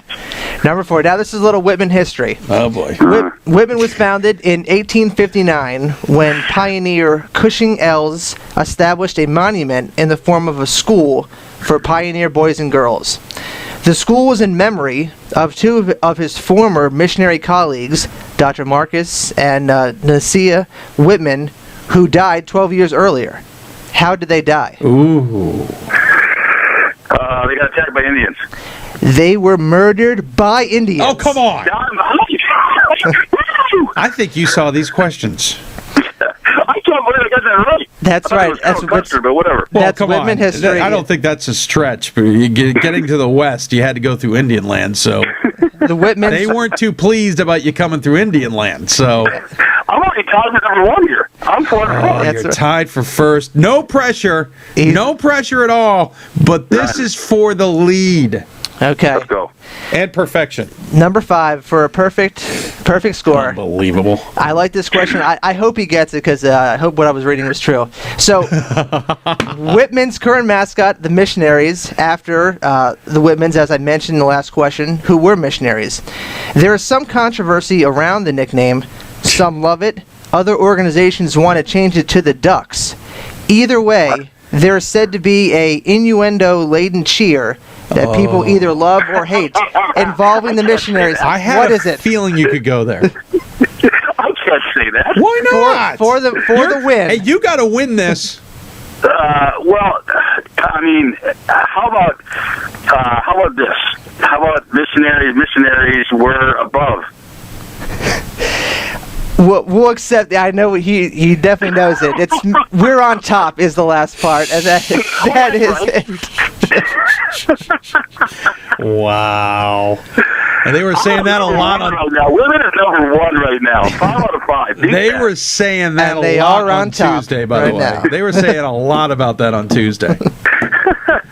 Speaking of Tuesday, Coach, I totally forgot to ask you. The only way you get into overtime is thanks to a horrible or an ill-timed 5th foul for Whitman or Whitworth, and then a tech to follow up. Walk me through that. We got enough. Actually, we ripped and went baseline on a strong take, got hit, got fouled, and then when the ball came down, their player took it and spiked it, and it bounced about 50 feet in the air. Well, okay, you can't do that. So that drew a technical, and then I was actually very, very proud of our 2 guys who shot the free throws because one had to go out there and hit 2 in a row, and the guy that got fouled had to hit 2 in a row. So we hit all 4, and then we managed to make it in overtime. It's great. That's pretty amazing. How much time was on the clock when that happened? 12 seconds. 12. Okay. No, it was about 5 seconds. Okay. Interesting. Wow. And especially the pressure pack to hit all 4 free throws. Yeah, no, it was great, and our guys shoot by themselves 50 minutes after each practice. They get out there and they shoot free throws as a group, and that's something that they do, so it paid off. Now, we were 2 for 11 to start the game, so I don't know what that's all about. But at least when the money was on the line, we got it. Well, if they'd hit those others, you would have won the game in regulation. That's what I'm thinking, yeah. I'm just saying. Hey, Coach, I certainly appreciate you joining us and having some fun with us here on Hoopsville. Enjoyed having you. We're going to enjoy having you at Stevenson University here in a year and a half as well. No pressure. You're already inked in. I'm in. Yes, very nice. Hey, you guys do one heck of a job, and I'm such a D3 Hoopsville fan. I just appreciate the opportunity to have Whitman on. Thank you so much. Well, I thank you. I was going to say any last words, but I think that's probably what you were going to say. Well, you can say that on number 1, though, too, because I was 5 for 5, right? Yes, you are on top. You got it. You are on top. Yes, Coach. Well done. You're on top. By the way, will we see you in Salem or Atlanta, maybe? We're going to take it one game at a time, but that would be great. I mean, generally. I was out there last year for the D3 All-Star game, and I watched the Final Four out there last year, and I loved every second of it. So hopefully we can get our team out there. You didn't drop by and say hi. Well, I didn't feel as close to you as I do now, you know. I was a little intimidated. Oh, please. But yeah. Please. I could have used a break from behind the microphone. Hey, thanks, guys. Really appreciate it. Absolutely. Thank you, Coach. Good luck the rest of the way. Thanks. See you. Bye. Bye. Eric Bridgeland joining us here on Hoopsville. The Missionaries of Whitman have 3 games left. They are 15-7 overall, 9-4 in the conference. They are sitting second behind Whitworth by 3 games. So Whitworth is pretty much assuredly tied for the number 1 seeding, and then we'll get into the tiebreakers should everybody win or lose here. Or I should say, should Whitworth lose all and Whitman wins all. They have George Fox at home coming up here this weekend, and then they have Willamette and Linfield on the road next weekend to wrap up the season. I want to thank him for tuning in. I got a question from an emailer. Kevin Rhoda wants my take on the regional rankings. Any major surprises? He's talking men's. He was surprised by the Great Lakes. Great Lakes has certainly been the topic of conversation. I will say I am not surprised. Just my opinion. I could totally understand why Worcester was 1. I can see why Ohio Wesleyan was 2. Calvin being 4 really didn't shock me. I think St. Thomas More was 3rd. I think the reason is, you got to remember, while win-loss percentage is certainly important, so is strength of schedule, and Calvin's numbers are pretty bad. I think Coach Vande Streek even mentioned that some of the teams they expected to be good didn't pan out, and so their strength of schedule is pretty rough. I mean, their initial win-loss strength of schedule is 0.39 something. And by the way, these are numbers we can't get access to now, but this is off the top of my head. And I think their overall SOS is low 400. Worcester, and I know that some have pointed out that Calvin is 3-0 against common opponents to Worcester's 1-2, but when your strength of schedule is that low, I can see why Worcester's number 1. I can see why Ohio Wesleyan's number 2. St. Thomas had closer numbers to Worcester, to Calvin. I could have seen that being a flip, but it is the first regional rankings. Yes, Ohio Wesleyan will drop because they just lost to Worcester. And Calvin keeps winning, especially another win over Hope and such. They'll move up. Remember, there's 2 more regional rankings that are public and 1 more that are not public. But at this point in time, I'm not surprised by the regional rankings. I mean, let's flip this around. Last year, Franklin and Marshall in the Mid-Atlantic wasn't being respected for their win-loss because their strength of schedule was poor. I think this year they may have been gypped because I thought they deserved to be a little bit higher because their strength of schedule wasn't as bad as it normally is. They do have 4 losses. That's going to hurt them. Now, let's remember one big key here. The one part of the criteria that is not taken into account the first week is, again, results versus regionally ranked opponents. That's going to add a curveball here. And I mean results. I don't mean wins. I just mean results. The fact you played games against regionally ranked opponents. Calvin has some regionally ranked opponent criteria, I believe, not a lot. That is going to shake up the regional rankings next week as well, as that now becomes a criteria. So you see them now. Don't be surprised if you see a lot of shakeup next week's, because that regionally ranked opponent results are going to be much more take much more precedence. I should say they didn't take any precedence. They weren't a factor this time around. So I am not shocked McCalvin's sitting there. They have a lot of games that don't count on top of that. 4 of them minimum. Actually, 5 or 6. Let's see, they're 20-2, I think, and not counting ones. They're 19-2. I think they were, 14-2 or something, 14-0 in the regional rankings. That's a lot of games that don't count for Calvin. So that plays a factor too. So I'm not overly surprised. Remember, Ohio Wesleyan, their head coach is the committee chair, not only for the region but for the nation, which means he doesn't participate. He doesn't vote either as the committee chair. So no, I'm pretty fair with every one of them. I saw some small things, but again, next week we'll see a much more good sense of how things are shaking out across Division III. We're going to take a break. When we come back, we're going to jump into the East region and bring in New Paltz State, their women's basketball program. You're listening to Hoopsville, presented by D3Hoops.com, the City of Salem, and the NABC.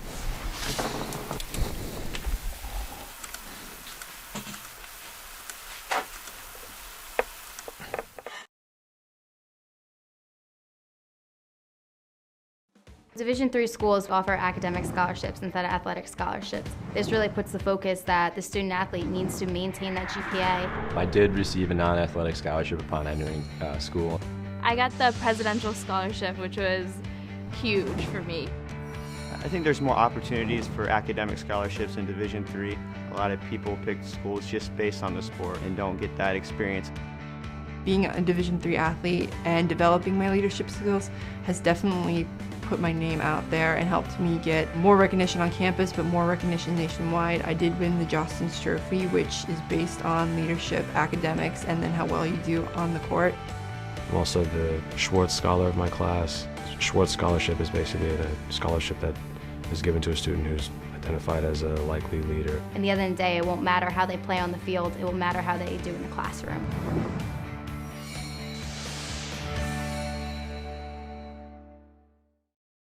The time has now come when all of their hard work and dedication is put to the ultimate test. They will put it all on the line to become NCAA champions, and you can experience it live.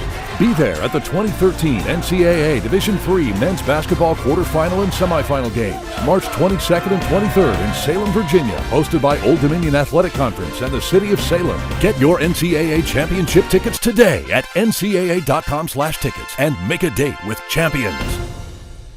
We've got more schools than Division I, more fans than Division II, and more upsets than March Madness. There's 800 programs with over 11,000 games leading to 2 national championships. And we've been covering it all for over a decade. From Eastern to Occidental, from Puget Sound to Piedmont, from Southwestern to the University of New England, and from Hope to Calvin. Nobody covers Division III basketball like we do. We're at D3Hoops.com at www.d3hoops.com. And welcome back to Hoopsville. I'm your host, Dave McHugh. Producer extraordinaire Chris Taher is behind us doing the heavy lifting. I want to thank all of you for tuning in to the show tonight. Been a pretty good show so far. We'll continue to keep that rolling. Comment from our good friend NJF in the chat room, which is on the Ustream page. If you happen to be watching us, it's right here on the Ustream page. If you're not on D3 Hoops, I'll give you how you can tune into us in a minute. When was the last time someone got all 5 of the questions in the School of the Week? Chris, if I'm not mistaken, maybe about midway or 2/3 of the way through last year we had all 5. We did maybe one last year, or maybe it wasn't till the year before. Yeah, maybe. We've only had 1 or 2. Chris makes them tough. Yeah, and Coach brought it tonight. And Coach Bridge, he was not confident in himself, was he? No. Well, after the first question, then I thought he got all 5. He got the first one when I can do this. Yeah. I can do this. You were nice in the second one. I wanted to hear him say it. Yeah. But that's just me. And of course, NJF, you mentioned, yes, the 2, you were talking more about Calvin. I can't disagree with your point of view on that. So if you have any questions for us, email us at hoopsville@d3hoops.com. That's how Kevin Rhoda got me to talk about regional rankings, especially the Great Lakes. Again, email us at hoopsville@d3hoops.com. You can join us on Twitter at D3Hoopsville, which is twitter.com/D3Hoopsville, or use the hashtag Hoopsville. You can also join us on Facebook at facebook.com/Hoopsville. Speaking of Facebook, I need to double check something here real quick. Nope. We're all good. Just wasn't sure. We're now going to go to the Hoopsville hotline. We're going to switch into the women's side of the game and go from the West Coast to the East Coast and welcome in James Seward from New Paltz State women's basketball team. Coach, welcome to Hoopsville. Dave, thanks for having me. Thanks for fitting me in here. And I want to just echo Coach Bridgeland's sentiments that he finished off with. It. We really appreciate what you guys do for Division III basketball. Well, thank you. I certainly appreciate it. And thanks for tuning into the show ahead of you. That's pretty cool. Quick question, though. Is it Jamie or James? How do you prefer? Well, birth certificate says James. Most people call me Jamie, but I'll go with either one. I'll go with both, and we'll just make it fun throughout the whole show. That sounds good to me. Coach, let's talk about your team, because I would almost say you're flying way too far under the radar for a school, especially that has Hawks in its title. 19-2 overall, 13-1 in the SUNYAC.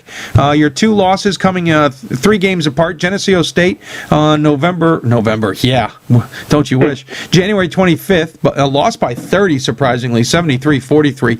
And then you lost to Western Connecticut in non-conference play 4 days later, 49-44. The commonality there, Coach, is you averaged 43.5 points. Yeah, we had a little trouble putting the ball in the basket there over that couple-week stretch. And, the Geneseo game, they played incredibly well. And they're a really good basketball team. They're big, they're young, and they're only getting better. So, unfortunately, for us, we have to deal with them, most of those kids, for another 3 and 4 years. But they played really well, and they just beat us up on the boards. And, I was not very surprised because for the first time all year, we didn't practice very well that week leading into the game. And unfortunately, I hate to say I wasn't very surprised.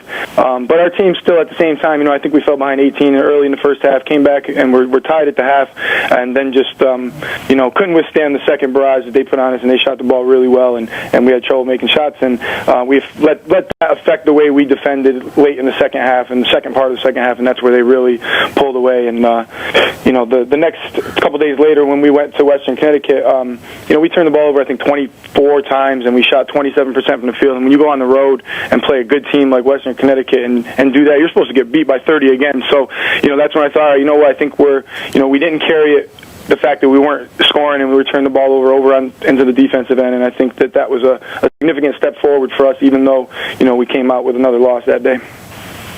Sorry, I'm doing math here. That's also a stretch there, right in the middle of it, where you played 8 games in 14 days. It started back on the 18th against Plattsburgh State and followed up on the 19th against Potsdam State. Then the 22nd against Oswego, 25th against Geneseo, 26th against Brockport. Then on the 29th, non-conference against Western Connecticut, the 1st against Potsdam again, and the 2nd against Plattsburgh again. We should also mention it was pretty even, though you were road, home, road, home, road. Of course, traveling to Western Connecticut isn't too far, but still, that's a heck of a stretch. Yeah, we've had limited amount of time to practice. Kind of feels like an NBA schedule a little bit, and so we really had to try to keep them fresh while still trying to get enough in and do enough to continue to get better. And that's been the fine line we've been trying to walk over the last several weeks, especially considering that we only have 12 on the roster. So everybody's getting pretty much every rep all the time at practice, and if you try to go for 2 hours, you're just going to wear them out. And so try to find that balance between keeping them fresh and being able to still get better with our practice time that we do have. Do you wish you didn't have that Western Connecticut game there sitting on the 29th? It's tough to play those non-conference games. They're in the middle of your conference play like that, especially on a Tuesday on the road. But I think it was good for us. We want to play good teams, and we've always scheduled very strong. And so, we think in the long run we'd rather play good teams and play those high-quality games whenever they come up, as opposed to just going out there and trying to schedule some wins with your non-conference games. Your team's only 12 players. Normally we're used to seeing 15 or so, and it's certainly you have smaller rosters these days. days too. But you're not a high-scoring team. You're averaging 64 points a game. You're holding your opponents to just a shade under 57 points a game. So when you look at the stats, it doesn't surprise you don't have a lot of double figures. Alex McCullough is the only one at 10.3. Bryant at 9.2, along with Vale. Fisher at 8.6. Six Smith, by the way, love that name, at 8.6 as well. And then you get Gratian or Gratian. Great. Even better at 7.4, and it slowly trickles down from there. I mean, Scott, who starts every game, is at 6, and Walker, who starts every game, is pretty much at 6. So you're not scoring a lot of points. You seem to distribute the offense quite well. What's your take on this team? I think that's one of our strengths is that even though you look at the stats and you see that nobody is scoring, like you said, one person over 10 a game. At the same time, we've had, I believe, it's 7 players who scored at least 18 in a game this year. So it kind of tends to be whoever's got a good matchup that day, or whoever's feeling good that day, whoever gets it going. And we've been able to pick one another up when somebody struggles a little bit, and then somebody else picks up the burden, the scoring load. And so I think it's an advantage for us ultimately. In that, as an opponent, it's difficult to prepare for because you can't just go out there and say, all right, we need to, lock her down, because we have a lot of weapons that, ultimately give us a lot of balance, and it's just maybe sometimes the difficult thing as a coach is to figure out who your go-to player is when you need a basket. But I think we've been able to figure out during a specific game, like, all right, we got a good matchup here, or we think that she's got the hot hand. Let's ride her out for a while. The conference isn't exactly world beaters this year, let's be honest. New Paltz State, you guys, 19-2 overall. Geneseo, who's 2 games behind you, is 15-5, and Oswego's at 14-7. I got a chance to actually see Oswego in action a couple of weeks ago at their place. Not a bad team, but not world beaters either. Then it's Cortland 10-10, Buffalo State 11-9, Oneonta 10-11, Fredonia 11-8, Plattsburgh 9-11, Brockport 6-15, and Potsdam at the bottom at 1-19.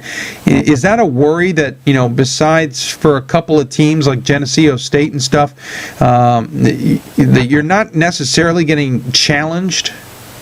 See, I think that our conference, that balance actually shows a really high level competitiveness. I mean, if you look at, for example, like Plattsburgh State is I think in 8th place in our league and has lost, I think eight league games, but yet they beat Skidmore and St. Lawrence, who are 1-2 in the Liberty League. Yeah. And I think they Plattsburgh, staying with them, they had a double-digit lead playing against Williams a couple weeks ago, and then succumbed to them in the second half. We beat a UAA team, we beat a NESCAC team, so did Oswego. So I think our conference prepares us, because when you play everybody twice and you go to everybody's gym and you're very familiar with who you're playing against, it's very difficult to go on the road, and it's very difficult to play against somebody when you play everybody twice. So I think that our conference, and we've moved back to 6 teams into the conference tournament from 8. Yeah. And you have last week, I think going into last weekend, you had 6 teams who all won a game of one another for those final 3 spots. So everybody you're playing is playing kind of do or die basketball right now, and so it brings a different level of competitiveness into the gym, because you got people who are really playing for their seasons and trying to keep their seasons alive by making that 6-team conference tournament. So I think it actually prepares us well, and our conference may not have fared that well the last couple of years in the NCAA tournament. I think we got a couple tough matchups, but I think we're very underrated in that playing everybody twice, and it's a very physical, athletic league, and I think sometimes maybe we don't get the credit that the league deserves, to be honest. I was going to say, you look at the top 25 in the D3Hoops.com poll on the women's side, there isn't any team from the SUNYAC who's even receiving votes. I'm sorry, you're getting 5. I'm sorry, I totally skipped over you there. You're getting 5 votes, but no other team, and on top of that, there's no other team in the East region at all in the top 25. It gives me pause to what's going on in the East region. Is it really that down, or maybe it's just not being appreciated? It's probably a little of both. I'm going to tell you that it's the underappreciated part. Sure. Because I think we play some good basketball here. And I think you see, like, Rochester beat WashU earlier in the year, and Oswego from our league beat Rochester by double digits in December. So, I think that it's a competitive region, and sometimes when you got people beating up on one another, it changes. Whereas as opposed to having a bunch of teams who have 1 and 2 losses, and then maybe the bottom half of the region has those opposite records. I think there's a lot of parity where you do a lot of beating up on each other, and you play a lot of good teams and there's a lot of teams in that right around 500, a couple games below 500 even, who are really quality basketball teams. As I stare at this, the only other team in the East region who's getting votes, I believe, is Smith, who got 2 votes in the last top 25. Obviously, the big challenge in playing in upstate New York, and we'll probably see it this weekend, is the weather. Yes. Has a decision been made on the Buffalo State, Fredonia State games coming up, which are both at your place? They bumped up Friday's tip time to 2 p.m. I did notice. 4 p.m. for the men's game, and then on Saturday we're going to push the tip times back to 4 and 6 to try to try to beat the storm a little bit early, and then try to get it out of there and get the game in because running down to the last week of your conference schedule, and as I mentioned before, everybody is still in it. There's all these games have meaning. It'd be really difficult, and you're talking about Buffalo and Fredonia, who are 6-7 hours from us. So trying to get back out here would be next to impossible. And I know Buffalo, at least I know for sure, traveled out here today, so they're already in Albany, which is only about an hour from here. And hopefully, they're able to travel safely, and the officials are able to travel safely, and we can get the game in and get everybody home safe, and then get the storm out of the way and play again Saturday evening. You started to answer the question there. Wanted to let everybody know kind of where you guys are. An hour south of Albany, near Poughkeepsie, Newburgh. If anyone's familiar with I-87 and I-84, you're just north of there. Obviously, that means you're slightly northwest of New York City.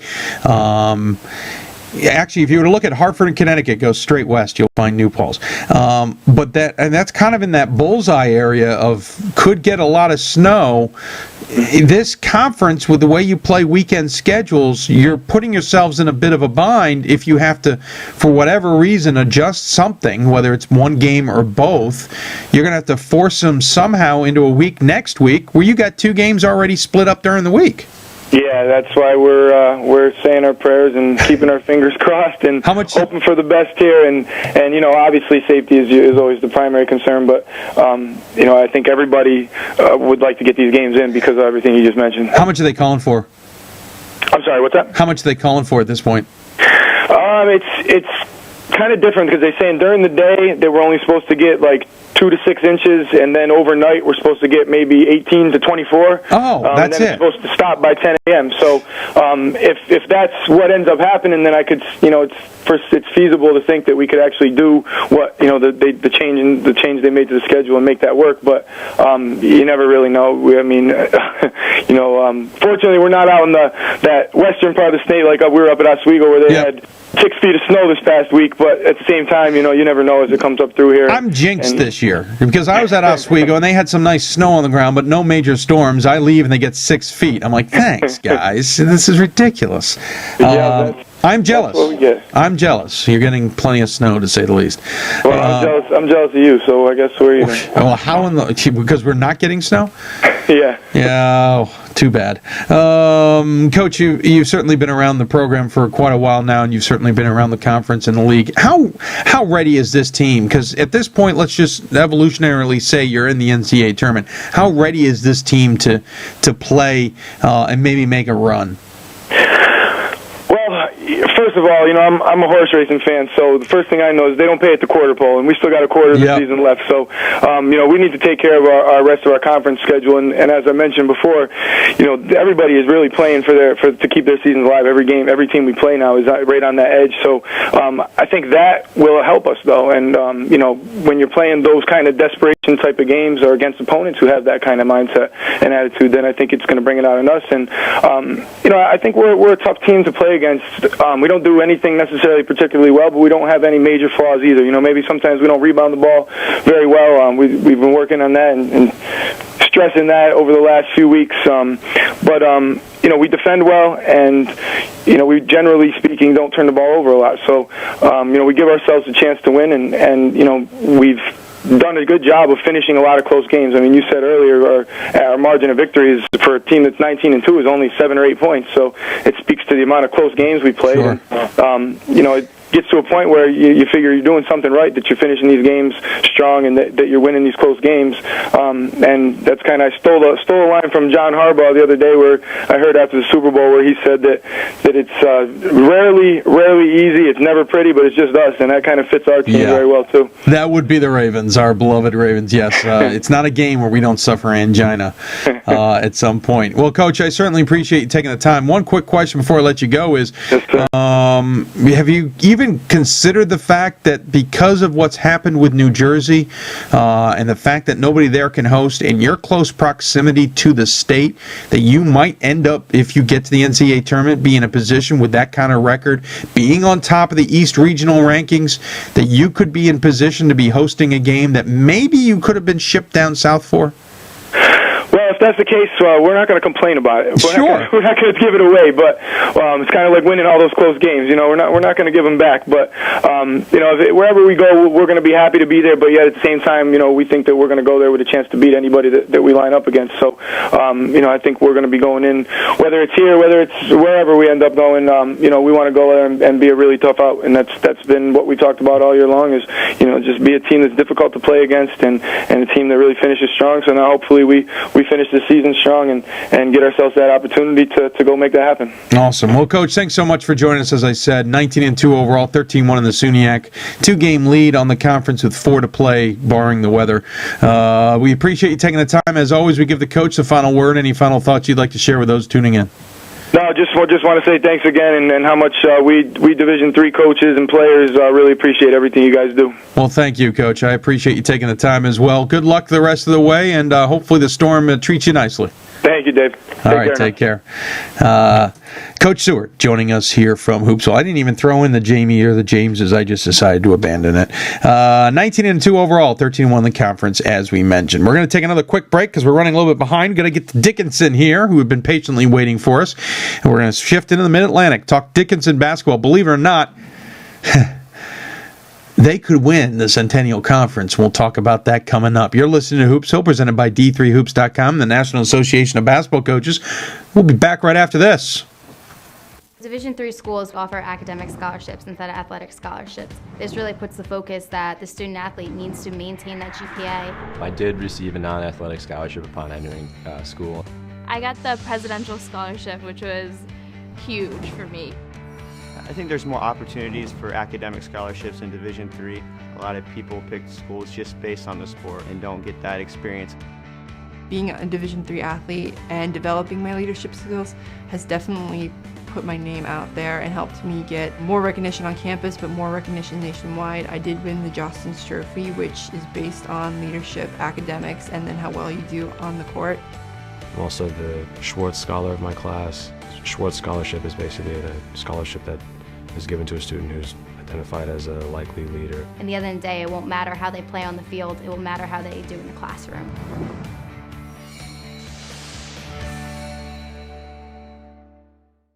The time has now come when all of their hard work and dedication is put to the ultimate test. They will put it all on the line to become NCAA champions, and you can experience it live. Be there at the 2013 NCAA Division III men's basketball quarterfinal and semifinal games, March 22nd and 23rd in Salem, Virginia, hosted by Old Dominion Athletic Conference and the City of Salem. Get your NCAA championship tickets today at ncaa.com/tickets and make a date with champions. We've got more schools than Division I, more fans than Division II, and more upsets than March Madness. There's 800 programs with over 11,000 games leading to 2 national championships. And we've been covering it all for over a decade. From Eastern to Occidental, from Puget Sound to Piedmont, from Southwestern to the University of New England, and from Hope to Calvin. Nobody covers Division III basketball like we do. We're at D3Hoops.com at www.d3hoops.com. And welcome back to Hoops, everybody. Hope you're enjoying the show. I am your host, Dave McHugh, broadcasting as always out of the Baltimore area. Producer extraordinaire, Chris Taher. behind us. By the way, we tweeted out that our next segment was coming up with the Dickinson head coach, and already somebody's tweeted that they're killing it on Hoopsville. He hasn't even gotten on the air yet. Apparently, he's already killing it on the show. So no pressure to our coach. Will be here momentarily. But he's got a lot to live up to. If you want to communicate with us, email us at hoopsville@d3hoops.com. That's hoopsville@d3hoops.com. You can IM us at hoopsville2000 on your AOL IM, or join us in the chat room if you're on Ustream, which is actually located right here. But if you're not on Ustream and you're on that D3 Hoops version of the show, again, you can email us, IM us, or you can use Twitter at D3Hoopsville. Or for those who don't quite follow, twitter.com/D3Hoopsville, or use the hashtag Hoopsville. You can also Facebook us at facebook.com/Hoopsville. I think I got it covered. Double checking, make sure we haven't missed anybody here. And I don't think we have. We're going to get going because I know they've been patiently waiting for us. Dickinson men's basketball coach Alan Seretti joins us on the show. Coach, welcome to Hoopsville. Dave, thanks for having us. Appreciate it. I was told by a little bird named Tim Murray, who calls games for McDaniel, that I had to get you on the show. And so I listened. It was before you then thumped his alma mater 77-59, Muhlenberg, that is. Had a pretty good season, though, up and down. The Centennial certainly has done that. 16-6 overall, 11-4 in the conference.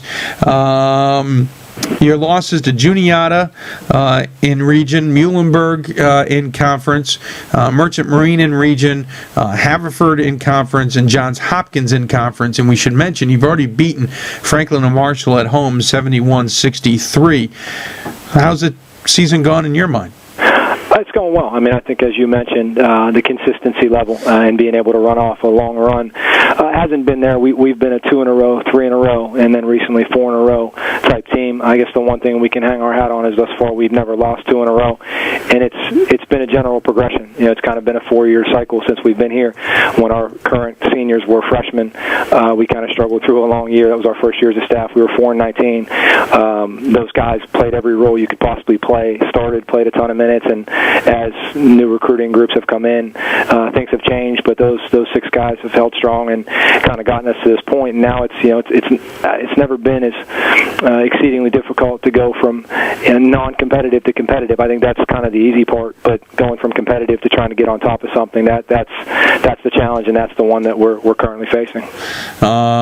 This is a team that, as you mentioned, you kind of gave the breakdown there. Certainly plenty of leadership in the 4 or 5 seniors that you have on the squad. By the way, one of them from the Netherlands. That's just cool, if I do say so. I'm not even going to guess. Sarziv, I believe. You hit that on the head. Nice. Of course, the other guys, and if you look at the stats so far this season, Wickstead leading the way at 19 points a game, Honig 14 points a game, nearly 10 for Landy, Barsanti at nearly 9 points a game, and then nearly 7 for Collins. You got a couple weapons there that certainly seem to be getting it done, especially Wickstead at 19 points a game.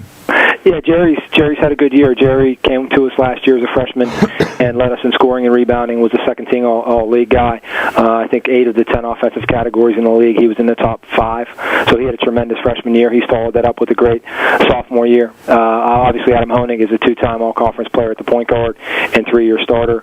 You mentioned Chris Barsani. He's kind of played every role for us. He's a senior now. He's our leading scorer and second leading scorer his first couple years here, and now that role is transformed into defending, rebounding, and continuing to add something on the offensive end. And then you mentioned Tucker Landy. Tucker, about 6'5". He's a junior, 3-year starter, really good defensive player, really good in transition. He's a big piece as well. And then Steve Collins, who you mentioned, Steve's a 6'9" sophomore and has really come along. And last year, unfortunately, broke his foot with 8 games left. And, he ended up getting surgery late in the summer, so we didn't have Steve until January of this year, and that's made a big difference. And, of course, there's plenty of other guys who are contributing. If you look at the overall stats, you're outscoring your opponents almost by 5 points a game, not a huge margin. You're pretty much even in rebounding, even in turnovers, et cetera, et cetera. So it's not like you're just going and beating teams. It's almost like you're grinding things out and beating them that way, it's scoring about 71 points a game. Yeah, we're doing a decent job. I mean, I think the last piece for us in being hopefully a team that's consistently a team that's winning games is doing it for 40 minutes regardless of opponent. And while that scoring margin hasn't been huge, I think we've had 7 or 8 games where we've led wire to wire and never trailed. And we just went through I think it was a 3-game stretch where we were behind for a minute, and that includes the Franklin and Marshall game. So, I mean, we've been pretty consistently competitive and good, but being able to stretch some leads out, we haven't done a great job with that. Well, I was going to say, too, though, a lot of the close games seem to be at the beginning half of the season. I start looking through the second half of the season, and once we get into past the Johns Hopkins loss, you win by 12, you win by 19, you win by 17, you thumped Washington College. I'm not doing that math. And then you unfortunately lose to Muhlenberg 77-59 in a bit of a surprise. So it's almost feast or famine, it seems.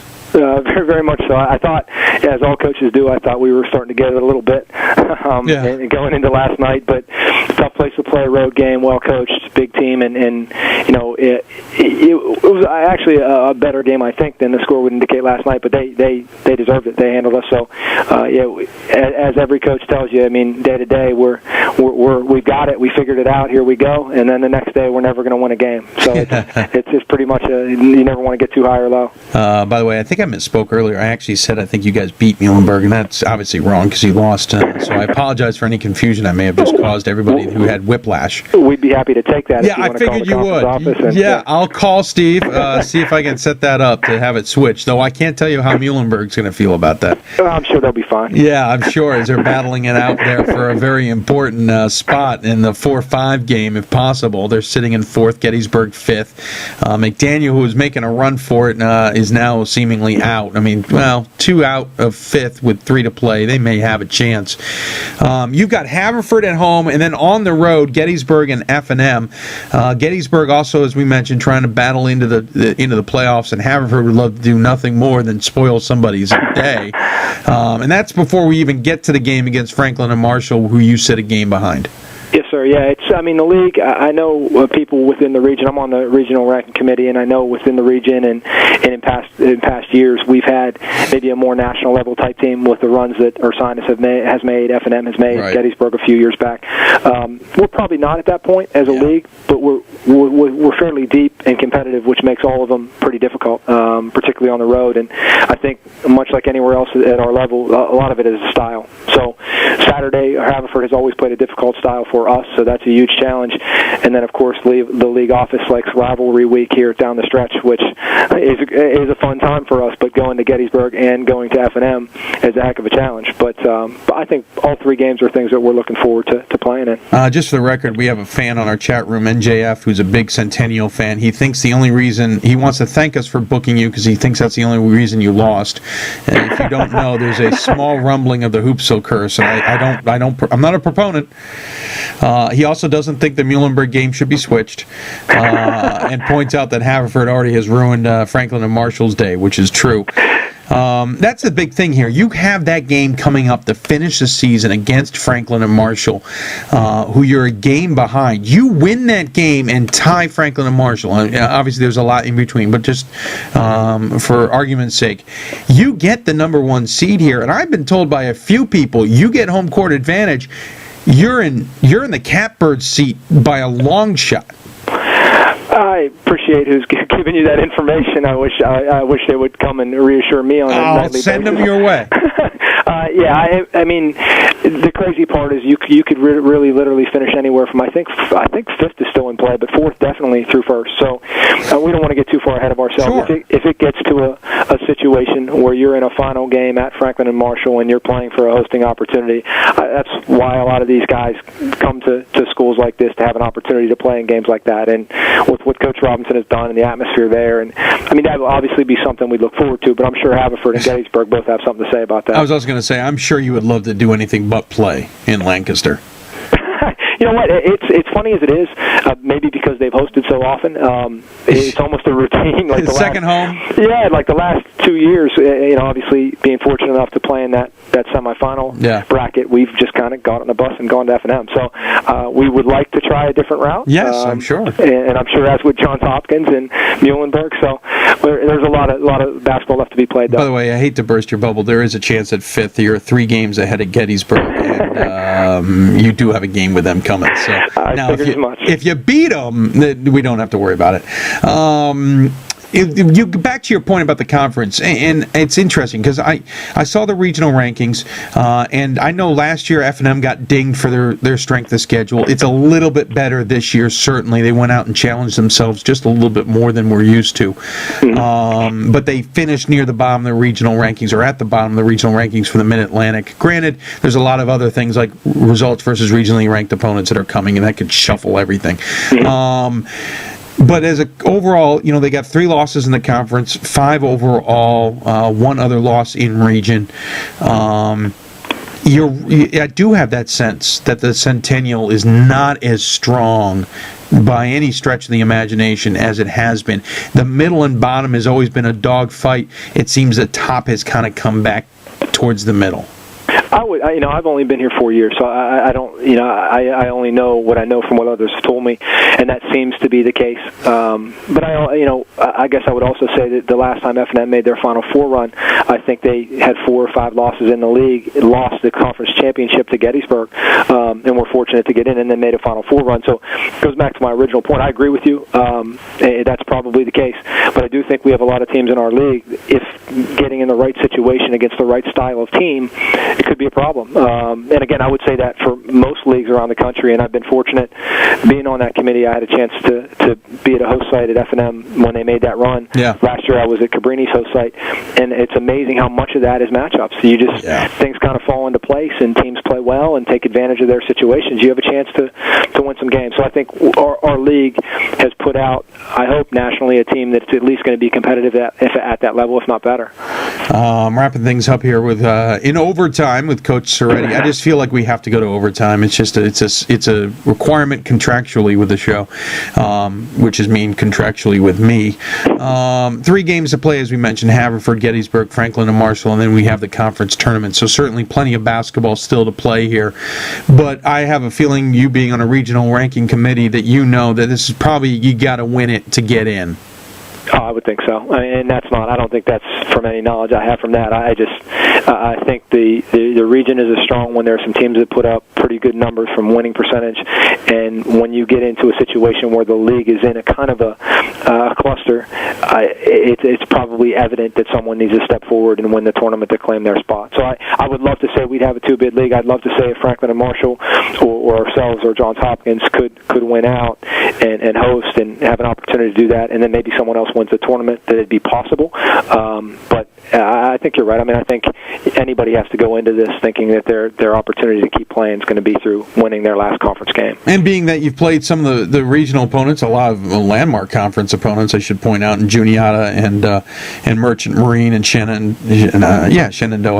And being in the regional ranking committee, what's your take on the region? Who do you think are the top dogs? Who are maybe the players that nobody's really considering? The teams that nobody's really considering that may be dangerous? That's a great question. I think the teams that everyone is aware of are probably the teams that are most dangerous, to be quite honest. Obviously in the landmark, I think they have a strong field. Catholic leads that field. Obviously Scranton and Juniata are dangerous, and you get into the Capital Athletic, and you get into St. Mary's, you get into Wesley. Salisbury is dangerous. So I think there are a lot of teams in a pile of, say, 16 that if in the last 2 weeks hit their stride and get like I mentioned before, the right matchups, they're going to have opportunities. And that's what I think makes this time of year so interesting, because similar to the Division I level, you wake up after conference tournaments and you look into the NCAA and someone is making a run who maybe wasn't playing great 2 weeks ago, and they just, for whatever reason, senior leadership, sense of urgency, right matchup, they just kind of hit their stride. And that's what we've seen. We were fortunate too. We played Hobart to lead off the year,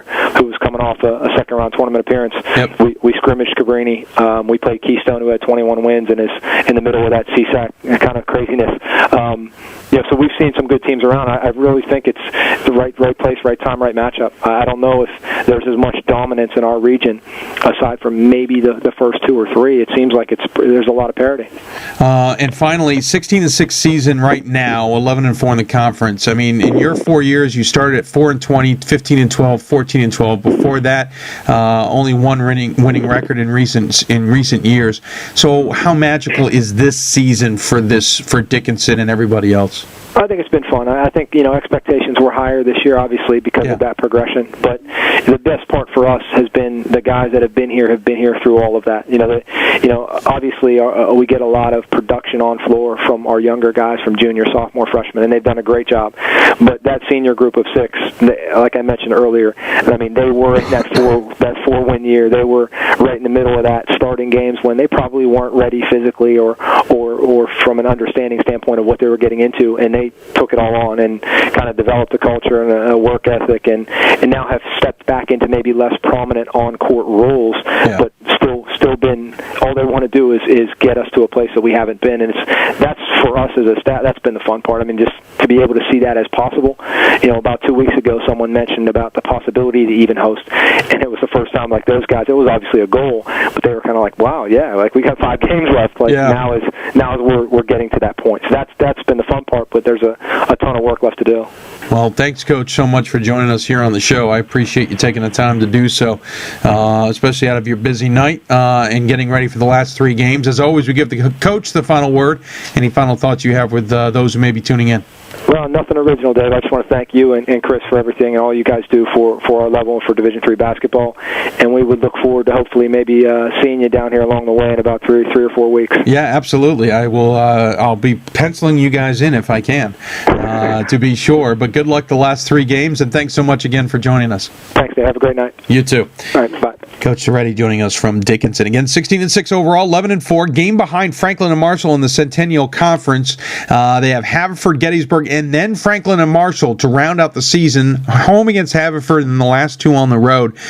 Chance that Dickinson could take the top of the conference, and I'll say it now, if they get home court advantage, they have a distinct advantage, I think, forcing Franklin and Marshall to possibly go on the road for that championship game.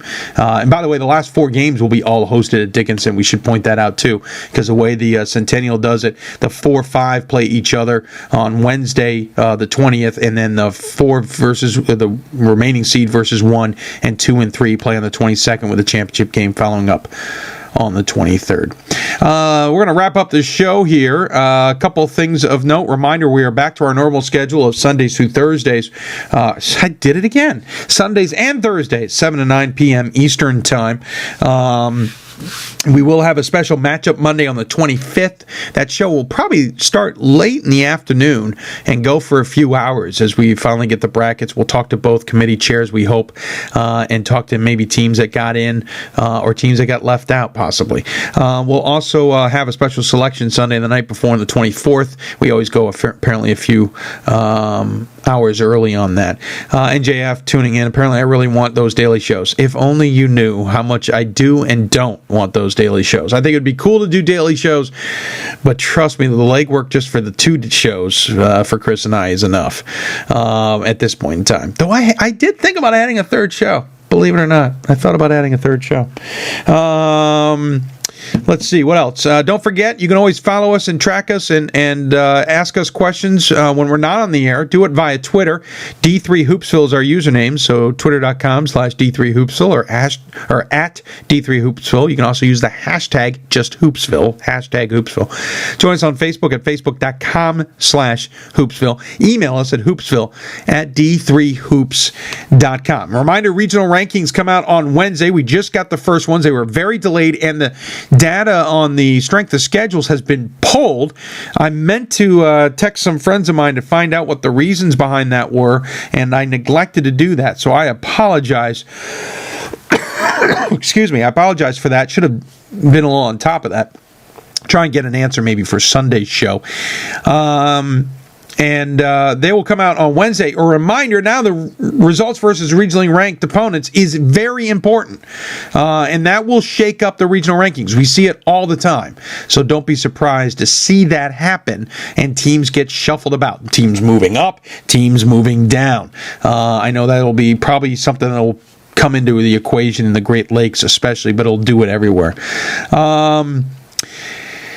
I'm trying to think if there's anything else. A reminder to anybody who's brand new to this, the Division III men's tournament, it'll be one game or one round a weekend for the first 3 weekends, and then the Elite Eight and Final Four in Salem, and then 15 days later the championship in Atlanta at the D1 Final Four.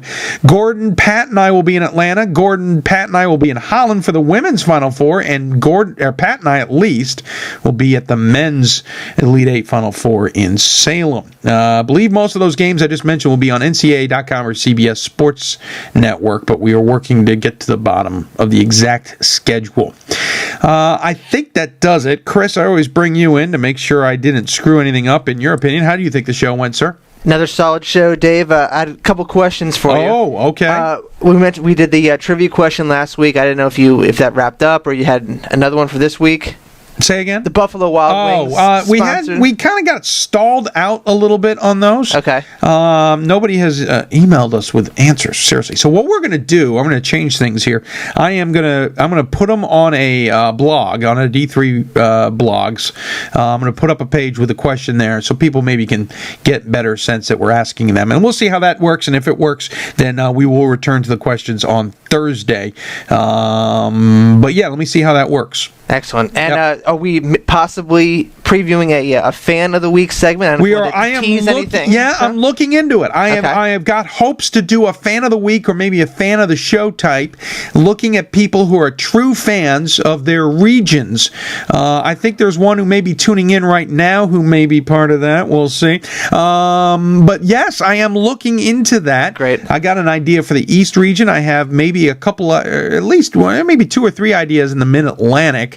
I'm looking on the boards. I base it on tweets as well. It's something that we will reach out to you possibly about being on the show. Basically, we got to get your take. You got to know the region. You can't know just your school. You can't know just your conference. You got to know your region. And we're going to look into doing that. And I think it could be fun here to wrap up the season, get some takes from some fans out there on their regions. So yeah. There you go. All right, good to hear. Chris put me on the hot spot there, everybody. That's right. Well, very good. We're going to wrap up then, since we're well into overtime and viewership is dropping off. Listen, if you're a fan of the show, please follow us on Twitter. Please follow us on Facebook. And if you could do us a favor, let your friends, let your colleagues, let other people know about the show. We do this for you, but we got to keep doing it if you are interested. So, you know how that works. So please, excuse me, please take the time, pass along the information to friends, family, colleagues, etc. Let us know you're interested in being a part of the show and seeing the show continue.